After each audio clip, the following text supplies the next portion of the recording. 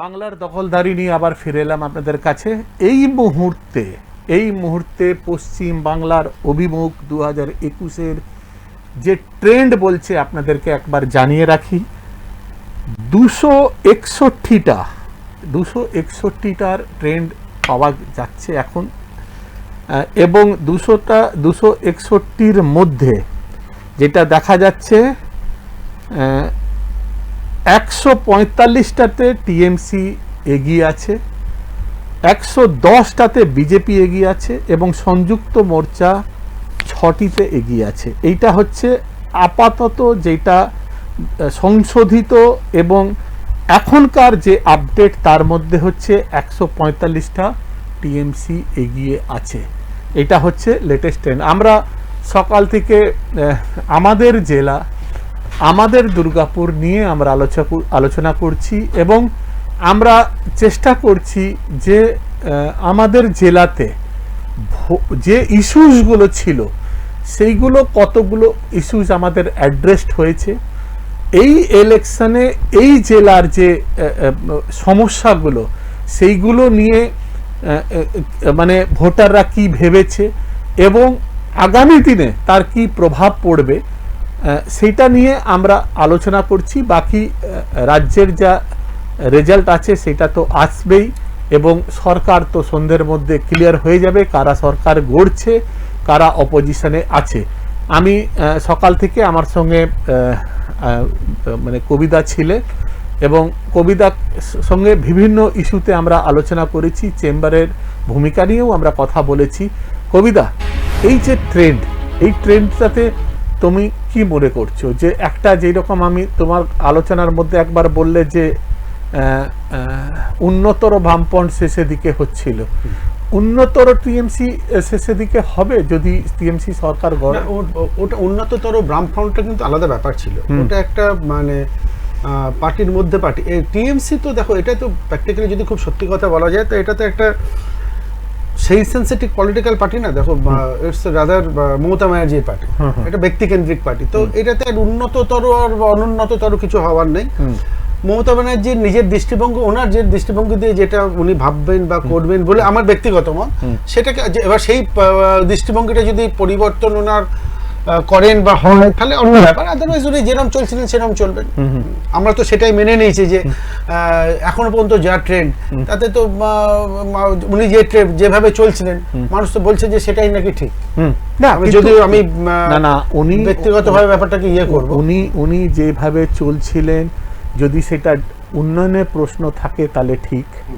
উনি যেভাবে চলছিলেন সেইভাবে বাংলার প্রথম মুখ্যমন্ত্রী যদি মনে হয়, যদি কেউ যদি বলে ভালো কয়েকটা জিনিসের মধ্যে একটা জিনিস হচ্ছে যে ওনার যে জেলার সফর, জেলার মানুষের জেলার অ্যাডমিনিস্ট্রেশনে গিয়ে সরাসরি যোগাযোগ, ওনার যদি যেটা চলার ব্যাপার সেটাতে যদি ইনফ্রাস্ট্রাকচারের কথা হয়, সেটা রাস্তাঘাটের সঙ্গে সুপার স্পেশালিস্ট হসপিটাল যেগুলো আজকে ডেটে কাজে লাগছে, ওনার কথা হয়, যদি ওনার কথা হয় তাহলে যতগুলো শ্রী আছে, যুবশ্রী, কন্যাশ্রী, এটা একটা পজিটিভ। কিন্তু ওনার বিরুদ্ধে যে কথাগুলো তুলে সোচ্চার হয়ে আজকে বিজেপি যে জায়গায় পৌঁছাতে পেরেছে, তুমি একটা জিনিস ভাবার চেষ্টা করো যে 3টে এমএলএ ছিল বিজেপির, 3টে এমএলএ, মাত্র 3টে এমএলএ, এবং 18খানা এমপি জেতার পরেও বাংলার আজকে প্রায় 3 বছর হতে চললো। হ্যাঁ, কোনোদিন এই 18টা এমপিকে কোনো রাজপথে একসঙ্গে হাত ধরে দাঁড়াতে কেউ দেখিনি বাংলার মানুষ। ঠিক আছে, বড় কথা মতো আমি বলবো, একসঙ্গে হাত যে ছিল আমি তো দেখিনি যে নিজেদের জায়গাতেও কেন, হয়তো জানি না এমপিদের রোলটা অনেক বড়, কিন্তু বাস্তব আমরা এক্সপেক্ট করি, আমরা ভোট দিয়ে আমরা এক্সপেক্ট করি যে কোথাও কোনো আমরা দেখিনি। তাতে যদি মানে এই খারাপ ভাষায় যদি বলতে হয় তাহলে বাংলা পুরো লন্ডভন্ড করে মানে পলিটিক্যালি রেখে দেওয়া হয়েছে। তাহলে সেই বিধানসভাতে যদি 120-25টা লোক যদি যায়, তাহলে মমতা ব্যানার্জি যেইভাবে চলছিলেন, যে ইস্যুসগুলো, সেই এই যে তৃণমূল নেতাদের তোলাবাজি, এই যে তৃণমূল নেতাদের স্বেচ্ছাচার, এই যে মানে করাপশন থেকে শুরু করে এই যে পুলিশকে ব্যবহার করা, এই যে মানে এই যে মানে সমস্ত রকম ইল্লিগাল অ্যাক্টিভিটিসগুলোকে প্রশ্রয় দেওয়া, এইটা কিন্তু খুব সহজভাবে আগামী দিনে চলবে বলে আমার মনে হচ্ছে আমি না। তোমার সঙ্গে আশাবাদী, আবার এমন না হয় মদনদা যে এটা আরো উন্নততর ফর্মে চলে না যায়, আচ্ছা। এটাও একটা চিন্তার বিষয়। আমি যদি আমরা হোপফুল, আমরা আশাবাদী, এবং আশা করি এরকম হবে না, কারণ হাত তো পুড়েছে একবার। 18টা সিট একটা পার্লামেন্ট থেকে 42টার মধ্যে চলে যাওয়া মানে মমতা ব্যানার্জি সরকারে থাকাকালীন সেটা একটা হাত পোড়া ব্যাপার। ওই আঁচটা পেয়েছেন বলেই হয়তো কিছুটা ইয়ে হয়েছে। তবে শুধু তো মমতা ব্যানার্জি ইয়ে করলে হবে না, যারা টিএমসি পার্টিতে দেখো নেতা বেশি ওয়ার্কার করে, এই দক্ষিণপন্থী পার্টিতে এটা আমি তোমাকে আসছি। এখন রণ আমাদের সঙ্গে আছে। রণ, শুনতে পাচ্ছ আমাকে? হ্যাঁ রণ, দুর্গাপুরে এখন লেটেস্ট পরিস্থিতি কি? তুমি যেহেতু কাউন্সিল সেন্টারে আছো, তুমি জানাও। দুর্গাপুর 277 পশ্চিম বিধানসভা, হ্যাঁ, থার্ড রাউন্ড হয়ে গেছে। সংযুক্ত মোর্চার মানে কংগ্রেস সে পেয়েছে 4145টা এবং তৃণমূল পেয়েছে 16,354টা ভোট। আচ্ছা আচ্ছা। এবং বিজেপি পেয়েছে 21,318টা ভোট। আচ্ছা, তার মানে এক এক করে বলি। পশ্চিমে 21,000 ভোটে কি নাম হচ্ছে যে বিজেপি এগিয়ে, টোটাল লক্ষণ করে এগিয়ে। 21,318 মাইনাস করলে এই সংখ্যাটা মানে বিজেপি এগিয়ে আছে।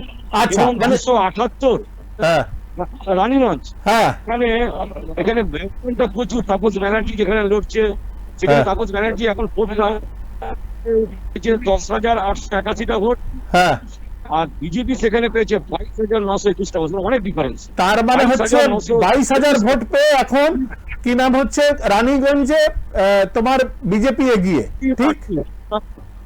ওকে, ডক্টর বিজন মুখার্জি, ডক্টর বিজন মুখার্জি, ঠিক আছে।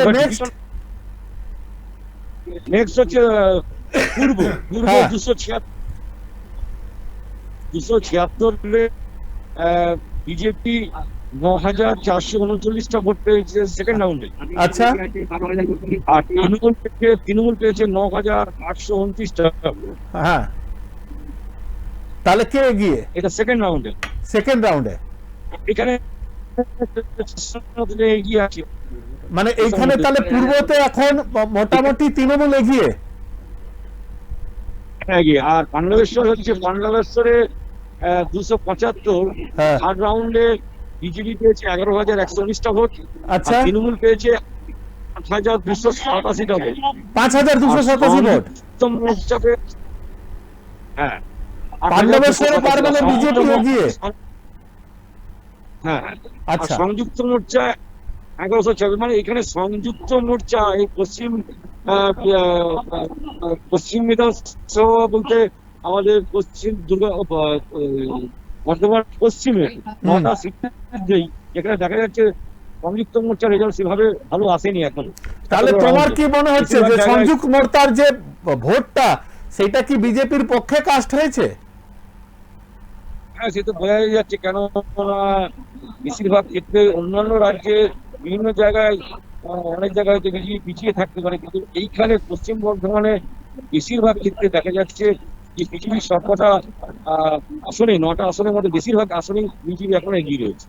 না, তার মানে হচ্ছে যে এই জেলাতে প্রকৃতভাবে সিপিএম দুটো জায়গায় লড়ছিল, এক হচ্ছে দুর্গাপুরে পূর্বে আর এক হচ্ছে রানীগঞ্জ জামুরিয়াতে। তো এই দুটো জায়গাতে ওরা ক্যান্ডিডেট ভালো দিয়েছিল এবং ওরা সর্বস্ব শক্তিও লাগিয়েছিল। তার মানে হচ্ছে যে এই জায়গাগুলোতেও কি তাদের অন্তর্ঘাত হলো ওদের পার্টির লোকের দ্বারা? হ্যাঁ, কেননা এখনো জামুরিয়ায় যারা দেখা যাচ্ছে, জামুরিয়ায় হরে রাম সিং তৃণমূল সিপিএম এর ঐশী ঘোষের চেয়ে এগিয়ে আছে। আচ্ছা, এখানে তৃণমূল এগিয়ে আছে, যেখানে ওরা অনেকে ভেবেছিল ঐশী ঘোষ জিতে যাবে, সংযুক্ত মোর্চার প্রার্থী আশা করেছিল, কিন্তু দেখে বোঝা যাচ্ছে যে তৃণমূল এখানে অনেকটা এগিয়ে রয়েছে, সংযুক্ত মোর্চা পিছিয়ে আছে। রানীগঞ্জ সিট ছিল, সেখানেও আজকে বিজেপি 8 ভোটে এগিয়ে রয়েছে। হ্যাঁ। এটা বোঝা যাচ্ছে যে বিজেপি ওখানে মোর্চা সেভাবে সংযুক্ত মোর্চা রেজাল্ট করতে পারবে না, যেটা বোঝা আচ্ছা। যাচ্ছে এত রাউন্ডে, এত 4 রাউন্ডে যদি 22,000 উপরে ভোট পায় তাহলে বোঝা যাচ্ছে কোথায় যাবে সরকার। আচ্ছা, আর আর পূর্বর ক্ষেত্রে তোমার অ্যানালিসিস কি, কেন মানে এখানে ধরো যে দুই প্রার্থীর মধ্যে যে কন্টেস্টটা হচ্ছে, মানে একজন পুরোপুরি বহিরাগত, একজন হাফ বহিরাগত, তা এটা কেন হলো? মানে প্রদীপ মজুমদার আজকে যদি এগিয়ে থাকেন থার্ড রাউন্ডে, তার বিশিষ্ট কারণটা তুমি কি দেখছো? না, অ্যাকচুয়ালি বিজেপি তৃণমূল প্রার্থী বহিরাগত বা বাইরের থেকে দুর্গাপুরের বাসিন্দা না, গতবারেও হেঁটে বিধানসভায় হেরেছে। হ্যাঁ, এরপরে কর্নেল বিজেপির প্রার্থী, সেও দুর্গাপুরের বাসিন্দা নয়, সে তৃণমূল ছিল, বিজেপির এসেছে, দুজনেই দুর্গাপুরের বাসিন্দা নয়। হ্যাঁ, এই ক্ষেত্রে আমরা একটা দেখেছি নির্বাচনে টিকিট পাওয়ার পর বিজেপির মধ্যে একটা ক্ষোভ দেখা দিয়েছিল, হ্যাঁ, এবং তৃণমূলের মধ্যেও একটা ক্ষোভ দেখা দিয়েছিল যে দুর্গাপুরের কেন প্রার্থী হলো না, হ্যাঁ, হ্যাঁ, হারা প্রার্থীকে আবার কেন দিল। হ্যাঁ, হ্যাঁ, তো এইটা একটা মতভেদ ছিল। হ্যাঁ, এই তার মধ্যে আবার হারা প্রার্থী একটা, তার মধ্যে আবার একজন হেরেছেন, মানে বলা যেতে পারে বিধানসভায় দুর্গাপুরের 3 জনই হারা প্রার্থী ছিল। আচ্ছা, আচ্ছা, কর্নেলও একটা হেরেছিলেন, হ্যাঁ, সিপিএমও হেরেছে আভাস রায়চৌধুরী হ্যাঁ, বারাবণীতে, লোকসভাতে। হ্যাঁ, হ্যাঁ, হ্যাঁ, তো সে 3 জনই হারা প্রার্থী ছিল। হুম, তো এবারে এখানে আভাসকে ওরা অনেকটা আশা করেছিল, আভাস হয়তো অনেকটা ভোট এগিয়ে যাবে, হুম, হুম, কিন্তু যা এখন বোঝা যাচ্ছে সাধারণত তাতে আভাস অনেকটাই পিছিয়ে আছে।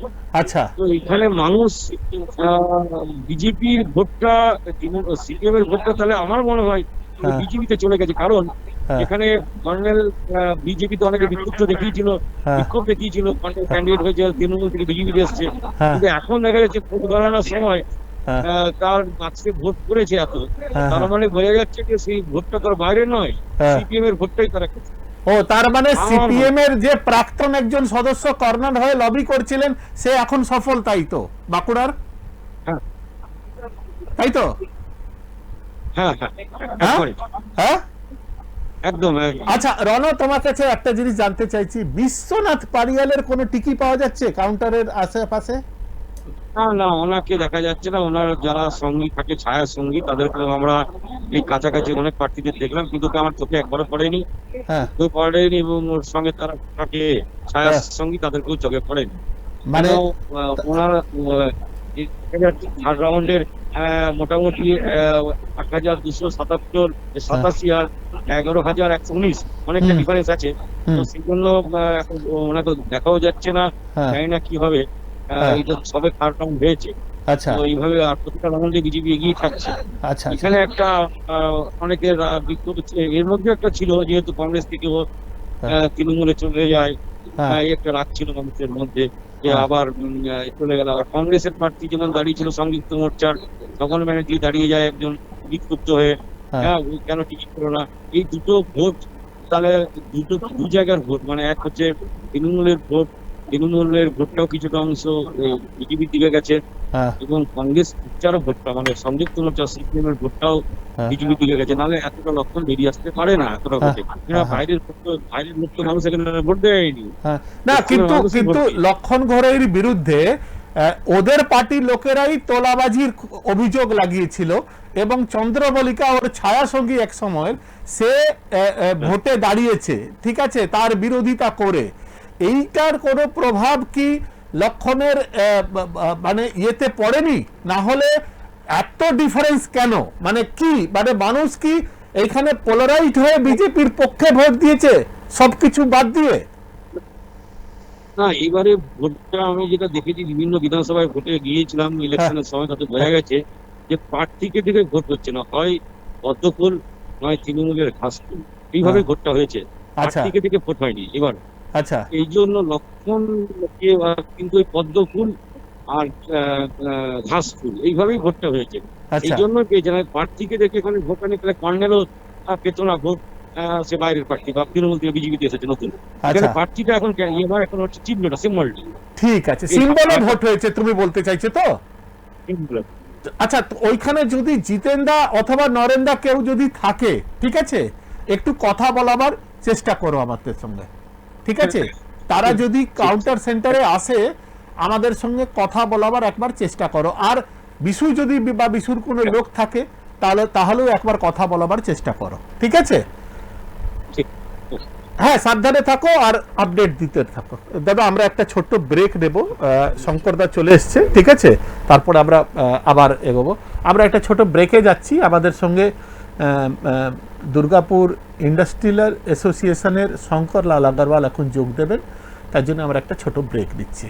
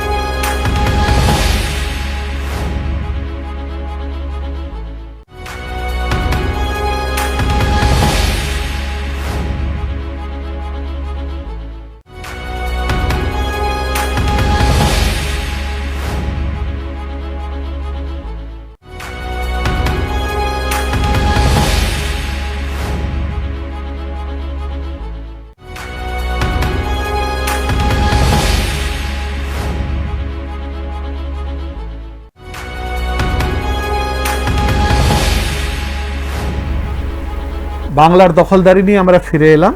এই মুহূর্তে আমাদের সঙ্গে দুর্গাপুরের শিল্প জগতের ভীষ্ম পিতামহ বলা যেতে পারে যাকে, সেই শঙ্করজি আমাদের সঙ্গে উপস্থিত আছেন। আমরা চেষ্টা করছি সকাল থেকে যারা দুর্গাপুরটাকে দুর্গাপুর বানিয়েছে তারা যেন আমাদের সঙ্গে থাকে এবং তারা তাদের কথা, তাদের সমস্যার কথা বলে। কেন নতুন সরকার আসছে, সে যেই সরকারই আসুক তার কাছে দুর্গাপুরের মানুষের, দুর্গাপুরের শিল্পপতিদের, দুর্গাপুরের ইন্ডাস্ট্রিয়ালিস্টদের, দুর্গাপুর ব্যবসায়ীদের একটা প্রত্যাশা আছে। পুরনো সব খারাপ দিনকে ভুলে নতুন করে যদি শুরু করতে হয় তো তাদেরও কিছু এক্সপেকটেশন আছে, তাদেরও কিছু কথা আছে। আমরা চেষ্টা করছি সেটা আপনাদের কাছে তুলে ধরতে। शंकर भैया आपका स्वागत है। नमस्कार। बोलची भैया अभी सुबह से हम लोगों की बात हो रही थी मैंने कविता से, कविता ने अपनी अपनी समस्याएं कही। आज पुनः लॉकडाउन के तरफ ये देश आगे बढ़ रहा है। एज ए इंडस्ट्रियलिस्ट और दुर्गापुर के इंडस्ट्रियलिस्टों के अभिभावक के तौर पर जो नई सरकार आ रही है उससे आप लोगों की नई प्रत्याशा क्या है, क्या चाहते हैं आप लोग? नमस्ते। चुनाव हुआ है, चुनाव का रिजल्ट भी आज आ जा रहा है। हम लोगों की आशा है कि ममता बनर्जी की सरकार ही फिर से सत्ता में आएगी और पश्चिम बंगाल को फिर से अपना मार्गदर्शन देगी। इसके बारे में हम लोगों का ये है कि हम लोग 10 साल से दीदी की सरकार देख रहे हैं, अपनी इंडस्ट्रीज अपना व्यापार चला रहे हैं, तो एज सच लोकल कोई प्रॉब्लम नहीं है। प्रॉब्लम जो है वो राष्ट्रव्यापी है, क्योंकि दुर्गापुर इंडस्ट्रियल टाउन है आयरन एंड स्टील का, और आयरन और स्टील में प्रॉब्लम ये है कि रॉ मटेरियल हमारे राज्य में नहीं है। उसके लिए हम लोग पूरे उड़ीसा के ऊपर में डिपेंडेंट हैं। ठीक। और चूंकि पश्चिम बंगाल से नज़दीक है, बगल का राज्य है, तो इसलिए ट्रांसपोर्टिंग चार्ज मिनिमम है। और शुरू से जब से हम लोगों ने इंडस्ट्री शुरू की है, उड़ीसा के ऊपर ही हम डिपेंडेंट हैं। ठीक। अब एक अलग राज्य है और माइनिंग के बारे में केंद्र सरकार, राज्य सरकार, उनकी अलग अलग नीतियां हैं। ठीक। वो एक समस्या हम लोगों की चल रही है पिछले मार्च से। जब पिछले साल लॉकडाउन शुरू हुआ था, तब से वो समस्या चल रही है। और हम लोगों ने विभिन्न फॉर्म में केंद्र सरकार को, राज्य सरकार को, सबों को ही हमने लिखा है। परंतु चूंकि वो केंद्र सरकार और उड़ीसा सरकार के बीच की बात है, तो हम लोग अभी तक उसमें सक्सेसफुल नहीं हो पाए। लेकिन भैया एक चीज हम लोग ये कहना चाहते हैं कि मान लीजिए कि वो केंद्र और मतलब उड़ीसा सरकार का मामला है, लेकिन हम लोग अभी पहले जब बात कर रहे थे तो ये बात कर रहे थे कि सीपीएम के जमाने में एक उत्प्रेरक की भूमिका, एक कैटालिस्ट की भूमिका में राज्य सरकार भी काम करती थी, चाहे वो एडीडीए के मार्फत से इंफ्रास्ट्रक्चर की बात हो या चाहे डब्ल्यूबीएफसी फाइनेंस की बात हो। तो एक बिना राज्य सरकार अगर मूक दर्शक बनकर बैठी रहे तो इंडस्ट्रियलिस्टों के बात केंद्र सरकार तक कैसे पहुंचेगी? इसीलिए शायद डबल इंजन की सरकार वो लोग बोल रहे थे। तो आज जो मूक दर्शक की भूमिका में है, इनका जो सौतेलापन का व्यवहार है, इनका इंडस्ट्रियल लोग से मानसिक जो दुश्मनी है, वो अगर फिर से दोबारा रहा तो इंडस्ट्री कैसे बचेगी? मैं ये पूछना चाहता हूं आपसे। हाँ, नहीं, ये बात आपकी बिल्कुल सही है। और इसके लिए बीजेपी का जो प्रचार था डबल इंजन की सरकार, वो भी सही था कि हमारे राज्य का ये दुर्भाग्य रहा है कि हम लोग हमेशा केंद्र के विरोधी रहे। तो केंद्र के विरोधी रहने के चलते जो डेवलपमेंट, जो विकास जिसकी बंगाल में क्षमता है, परंतु जो हम लोग नहीं कर पाए, उसका एक बहुत बड़ा कारण ये है। और दीदी की सरकार में भी सबसे बड़ी समस्या यही थी कि दीदी के पास में हमारी कोई अप्रोच नहीं थी। ठीक, मैं यही बोलना चाहता हूँ। नहीं, बिल्कुल भी, ये बिल्कुल सही है। और हमने विभिन्न मंत्रालय के थ्रू भी बात अपनी रखने की चेष्टा की, परंतु किसी के पास भी वो क्षमता नहीं थी कि वो दीदी के पास हमारी बात पहुंचा सकें या उनका मार्गदर्शन ले सकें, जो कि सीपीएम की टाइम में वो चीज नहीं थी। ठीक। सीपीएम के वक्त में हम लोगों को जो भी होती थी, हम लोग लोकल जो भी पार्टी के सेक्रेटरी हैं या डिस्ट्रिक्ट सेक्रेटरी हैं, अरे हमारे जिले में शिल्प मंत्री रहते थे, उसका बढ़ती फायदा तो था। मंत्री तो थे ही, किंतु उसके बाद भी एक सिस्टम था कि उनका पार्टी में जो भी डिस्ट्रिक्ट सेक्रेटरी है, वो मोर देन किसी भी कैबिनेट मिनिस्टर से बड़े थे। ठीक। और उनके पास में हर आदमी की पहुंच थी। तो वहां से हम लोग बात अपनी पहुंचा पाते थे और केंद्र से, राज्य से जो भी चाहिए था वो कर पाते थे। इसी कारण से पश्चिम बंगाल में इतनी इंडस्ट्रीज भी आई 2000 के बाद से। जो भी दुर्गापुर में हम लोग देख रहे हैं या आसपास के इलाके में देख रहे हैं, सही बात है, अपने सराउंडिंग डिस्ट्रिक्ट बर्धमान, बांकुड़ा, पुरुलिया, ये 3 जिला में ही मेनली आयरन एंड स्टील की सारी इंडस्ट्रीज हैं। 200-250 इंडस्ट्रीज है और अच्छी खासी वर्कफोर्स है, अच्छी खासी रेवेन्यू सब सरकार को देते हैं। परंतु दीदी की सरकार में ये सबसे बड़ी कमजोरी थी कि हम वहां तक अपनी बात नहीं पहुंचा पा रहे थे। मैं यही पर शंकर जी आपको रोकना चाहता हूं, क्योंकि कविता भी है और कविता चेंबर ऑफ कॉमर्स के अलावा भी मतलब इनका एक अलग रेपो भी है सरकार के साथ। बिल्कुल, दुर्गापुर के लोकल गार्जियन है। मैं ये पूछना चाहता हूँ भाई, हमरा मानी बड़े भूली तेने बिसार दे, मतलब जो हो गया वो हो गया। लेकिन अगर फिर से दीदी की सरकार आ रही है তো কবিতা তোমাদের মনে হচ্ছে না যে তোমাদের চেম্বারের ইন্ডাস্ট্রিয়াল অ্যাসোসিয়েশনের অন্যান্য ব্যবসায়িক প্রতিষ্ঠানদের এক জায়গায় বসে শোনো এইবারের যদি this is the dance of the democracy যে এইবারে কিন্তু অপোজিশন যেই আসুক স্ট্রং হবে তাহলে তোমাদের সত্যি কথাটা বলতে ভয় কোথায় লাগছে কেন বলছো না আজকে ধরো যে জায়গাটাতে তোমার আজকে ইন্ডাস্ট্রি উনি স্বীকার করছেন যে আমাদের কোনো অ্যাপ্রোচ নেই তো তোমরা এটাকে একটা বাড়তি ভূমিকা নিচ্ছ না নিচ্ছি না এটা শঙ্করদা হয়তো মনে থাকবে শঙ্করদা একদিন এটা প্রেস কনফারেন্স করে তাতে আমাকে এবং আমার হোটেলে সেটা হয়েছিল আমিও ছিলাম এবং তুমি ইয়েস রাইট ইউ আর দেয়ার সেদিন আমি প্রথম প্রবলেমটা জানলাম এবং তার পরবর্তীকালে যেগুলো করা হয়েছে আমি বলছি তার পরবর্তীকালে কিন্তু আমি শঙ্করদাকে জিজ্ঞেস করো আমি আমাদের চিফ সেক্রেটারি আলোপন ব্যানার্জির কাছে আমি ওনাকে ডেকে নিয়ে গিয়ে আমি আলোপনদার কথা হয়েছে আমি আসছি আমাদের পুরুলিয়াতে রিপোর্টার আছে একটু দেখি কে আছে Satyajit hello hello hello Satyajit শুনতে পাচ্ছো আচ্ছা নেটওয়ার্কের প্রবলেম আছে আসলে হ্যাঁ দিয়ে আলোপন হ্যাঁ এনাদের যে প্রবলেম সেটা ওনাকে দেওয়া হয়েছে রিসেন্টলি জয়ন্ত সিং আমাদের সেন্ট্রালের যিনি এসেছিলেন আমাদের যিনি এক্স ডেপুটি ফিনান্স মিনিস্টার ছিলেন তার সঙ্গে ওনার কথা বলানো হয়েছে এবং সেখানেও ডিমান্ড দেওয়া হয়েছে এটা খুব বেশি দিনের ব্যাপার না কম দিনের ব্যাপার আর যেহেতু এটা সেন্ট্রালের ব্যাপার মেলে এটা কিন্তু স্টেটের খুব একটা ইনভলভমেন্ট নেই আমি যতটুকু বুঝেছি তারপরে যখন স্টেটের ব্যাপার আমি দায়িত্ব নিয়ে বলছি ইন কামিং 2 মান্থস আমি ওনার সঙ্গে আমি যেভাবে হোক এটা সিএম এর মিটিং হোক বা ওনার ডেপুটেশন হোক যাক আমি আই উইল অ্যারেঞ্জ ইট আমি এটা পার্সোনাল আমি চেম্বার অফ কমার্সের প্রেসিডেন্ট হিসেবে দায়িত্ব নিয়ে বলছি এটা আমি এই জায়গাটাতে আসছি আমাদের সত্যজিৎ আছে পুরুলিয়া থেকে সত্যজিৎ শুনতে পাচ্ছো হ্যালো হ্যাঁ আচ্ছা পুরুলিয়ার ওভারঅল সিনারিও কি আছে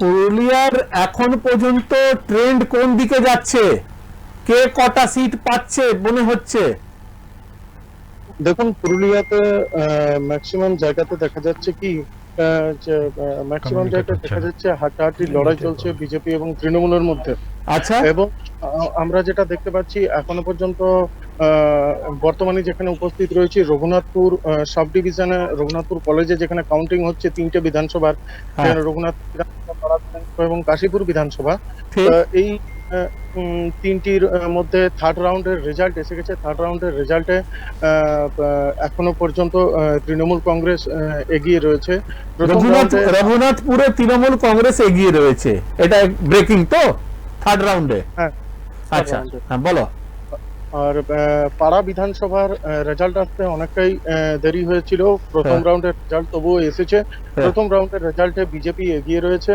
এবং কাশীপুর বিধানসভায় প্রথম রাউন্ডের রেজাল্ট এসছে সেখানেও বিজেপি এগিয়ে রয়েছে পাড়া আর কাশীপুরে বিজেপি এগিয়ে আছে ঠিক আছে আর রঘুনাথপুরে তোমার কি নাম হচ্ছে তৃণমূল এগিয়ে আছে রঘুনাথপুর বিধানসভা প্রথম রাউন্ডে 67 ভোটে এগিয়ে ছিল বিজেপি তারপর থেকে তৃণমূল 168 ভোটে সেকেন্ড রাউন্ডে এবং থার্ড রাউন্ডে এই মুহূর্তে খবর এসেছে পরিসংখ্যানটা যদিও এখনো পর্যন্ত মানে পাইনি তবু থার্ড রাউন্ডে তৃণমূল কংগ্রেস এগিয়ে রয়েছে আচ্ছা আর এমনি বাকি পুরুলিয়া জেলার কোনো খবর আছে তোমার কাছে রঘুনাথপুরে যে কাউন্টিংটা হচ্ছে তার বাদ দিয়ে পুরুলিয়া জেলায় সেকেন্ড রাউন্ড পর্যন্ত বলরামপুর ছিল সেখানে তৃণমূল কংগ্রেস এগিয়ে রয়েছে বাকি পুরুলিয়া জেলার যতগুলি সিট আছে ততগুলিতেই হাড্ডাহাড্ডি লড়াই চলছে আচ্ছা পুরো পুরুলিয়াতে যেটা আমরা আজ পর্যন্ত শুনছিলাম যে পুরুলিয়াতে নাকি বিজেপি ভালো ফল করবে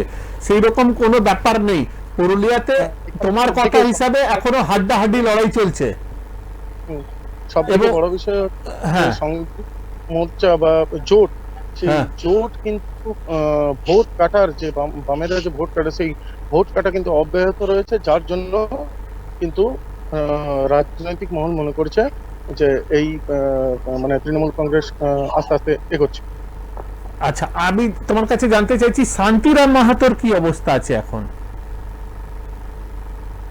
শান্তিরাম মাহাতো তো মন্ত্রী শান্তিরাম মাহাতোর যে ফার্স্ট রাউন্ডের খবর সেটা ব্যালট যখন গণনা হচ্ছিল তখন আপনার মানে কিছু ভোট এবং কাউন্টের জন্য লেট হয়েছে, এখনো পর্যন্ত হয়নি, তবে কিছুক্ষণের মধ্যেই আমরা আপডেট দিব। আর ইয়ে পুরুলিয়াতে তোমার এই কি নাম হচ্ছে নেপাল মাহাতোদের যে এলাকা ছিল সেইখানে কি খবর এখন? কি কংগ্রেসের কোনো সম্ভাবনা বিন্দু মাত্র ওইদিকে আছে কোথাও? পুরুলিয়া জেলাতে যতগুলি মানে বিধানসভা রয়েছে ততগুলি বিধানসভাতেই কোনো জায়গাতেই সেরকম এখনো পর্যন্ত 3 রাউন্ড বা সেকেন্ড রাউন্ড বা ফার্স্ট রাউন্ড যতগুলোই হোক এখনো পর্যন্ত সেরকম কোনো সম্ভাবনা মানে কারু ওপরে বলা যাবে না। সেটা হচ্ছে কেন, কারণ 100 ভোট, কোনোখানে 50 ভোট, কোনোখানে আরো এরকম ভাবে হাড্ডাহাড্ডি লড়াই চলছে, সেহেতু আরো মোটামুটি 4-5টা রাউন্ড না গেলেও কিন্তু বলা যাবে না। আচ্ছা, বলছি সত্যজিৎ, রঘুনাথপুরের তৃণমূল প্রার্থী বদল করেছিল, যে আগেকার প্রার্থী ছিল তার বিরুদ্ধে অনেক অভিযোগ ছিল, তো সেটা কি ক্লিক করেছে? এই মুহূর্তে আমাদের কাছে আপডেট রয়েছে যে তৃতীয় রাউন্ড শেষে তৃণমূল কংগ্রেস রঘুনাথপুর বিধানসভায় 855 ভোটে এগিয়ে রয়েছে। তৃণমূল এগিয়ে রয়েছে, তার মানে রঘুনাথপুরের প্রার্থী বদল করাতে তৃণমূলের ফায়দা হয়েছে, তার মানে তাই তো? এখনো পর্যন্ত তাই দেখা যাচ্ছে। এবং রঘুনাথপুর বিধানসভায় যেটা এখনো পর্যন্ত সবথেকে লক্ষণীয় বিষয় সেটা হচ্ছে যেটা জোট, তারা কিন্তু তাদের যে ভোট কাটছে, যেটা মানে বারবার করে বিজেপি তৃণমূল বলতো যে ভোটটা বামের ভোটটা রামের দিকে যাচ্ছে, কিন্তু সেরকম এবারে দেখা যাচ্ছে না। ভোট কাটার ফলেই তৃণমূল কংগ্রেস কিন্তু এখনো তৃতীয় রাউন্ড অবধি এগিয়ে রয়েছে। তার মানে এইটা সত্যজিৎ একটা কথায় বলতে পারি যে গোটা পুরুলিয়া নিয়ে যে বিজেপি একটা হাওয়া তৈরি করেছিল যে তারা নাকি পুরুলিয়াতে সবকটা সিটে এগিয়ে, সেটা সম্পূর্ণ মিথ্যে সাবিত হচ্ছে, তাই তো? এখনো পর্যন্ত দেখুন, যেহেতু মানে লিডের ব্যবধান বেশি পুরুলিয়া জেলার জায়গাতেই এগোয়নি, এখনো পর্যন্ত আমরা সেভাবে কিছু বলতে না পারলেও, তবে যতটা যেরকম দেখা যাচ্ছে সেরকম আপনার কথার দিকেই সায় দিতে হচ্ছে। মানে একতরফা বলে কিছু নেই তোমার মতে? বিজেপির ওইখানে এই রেজাল্ট যেটা করেছে তার কারণটা কি? কেন লোকে বলছিল ওইখানে নাকি অ্যান্টি ইনকামবেন্সি প্লাস অন্যান্য কারণগুলোও অনেকটা ফ্যাক্টর ছিল, তোলাবাজি, তারপরে হচ্ছে অবৈধ উৎখননের যারা বেতাজ বাদশা তারা পুরুলিয়ার ওই অঞ্চলেই থাকে যেখানে তুমি রঘুনাথপুরে কথা বলছো, তো সেই জায়গাটাতে সেইটাও কি একটা ফ্যাক্টর যে মানুষ মনে করছে যে বিজেপি যেভাবে মানে যেভাবে এজেন্সিকে কাজে লাগিয়েছে সেই জন্য ওখানকার মানুষ রুখে দাঁড়িয়েছে ওদের পক্ষে? এটা কি মনে হচ্ছে তোমার? সব থেকে বড় কথা হচ্ছে এখানে সেরকম চাষবাস মানুষের মধ্যে নেই।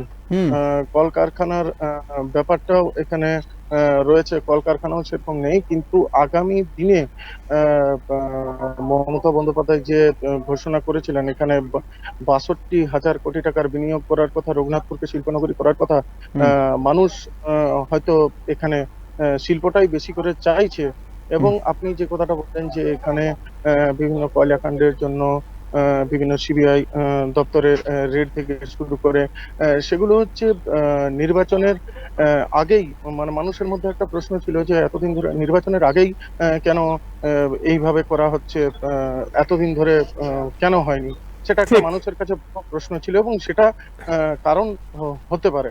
আচ্ছা সত্যজিৎ, একটা লাস্ট প্রশ্ন, যেই রকম দুর্গাপুর আমাদের একটা শিল্প তালুক, সেই রকম রঘুনাথপুরকে শিল্প তালুক করার একটা প্রতিশ্রুতি দেওয়া হয়েছিল এবং ভূষণ স্টিল থেকে শ্যাম স্টিল পর্যন্ত সবাই সেইখানে জমি নিয়েছিল, একটা থার্মাল পাওয়ারও তৈরি করা হয়েছিল ওইখানে। আজকের ডেটে গত লাস্ট 10 বছরে তাতে কোনো অ্যাক্টিভিটি দেখা যায়নি বা সেই দিকে কেউ কোনো কথা বলেনি। এই রঘুনাথপুরে বা পুরুলিয়াতে যদি তৃণমূল ভালো ফল করে তাহলে কি ওইখানকার মানুষ এইটা কি ভাবছে যে রঘুনাথপুর শিল্প তালুককে পুনর্জীবিত করা হতে পারে? অবশ্যই, যদি না ভাবে, কারণ এই যে ভোটের ফলাফল তাতে তো তাই ইঙ্গিত দিচ্ছে। যে আগামী দিন যদি শিল্প হয় তাহলে রঘুনাথপুরের মানুষ উপকৃত হবে। ঠিক আছে সত্যজিৎ, বাকি বাকি সিটগুলোর খেয়াল রেখো, আমরা একটু পরে আবার তোমার কাছে আসছি, ঠিক আছে? ख्याल रखबे निजर। भैया जो बात हो रही थी, पुरुलिया में भी भाजपा का सफाया हो गया है। सफाया नहीं हुआ, मतलब आ नहीं पाई। नहीं, थोड़ा आप लोग को पीड़ा होगा, लेकिन सच्चाई यही है कि भाजपा का जिस पैमाने पर लोगों का কত কি রকম কি আছে মানে মানে যেটা হচ্ছে রঘুনাথপুর সিট হচ্ছে সেই সিটে তৃণমূল এগিয়ে আছে, ঠিক আছে?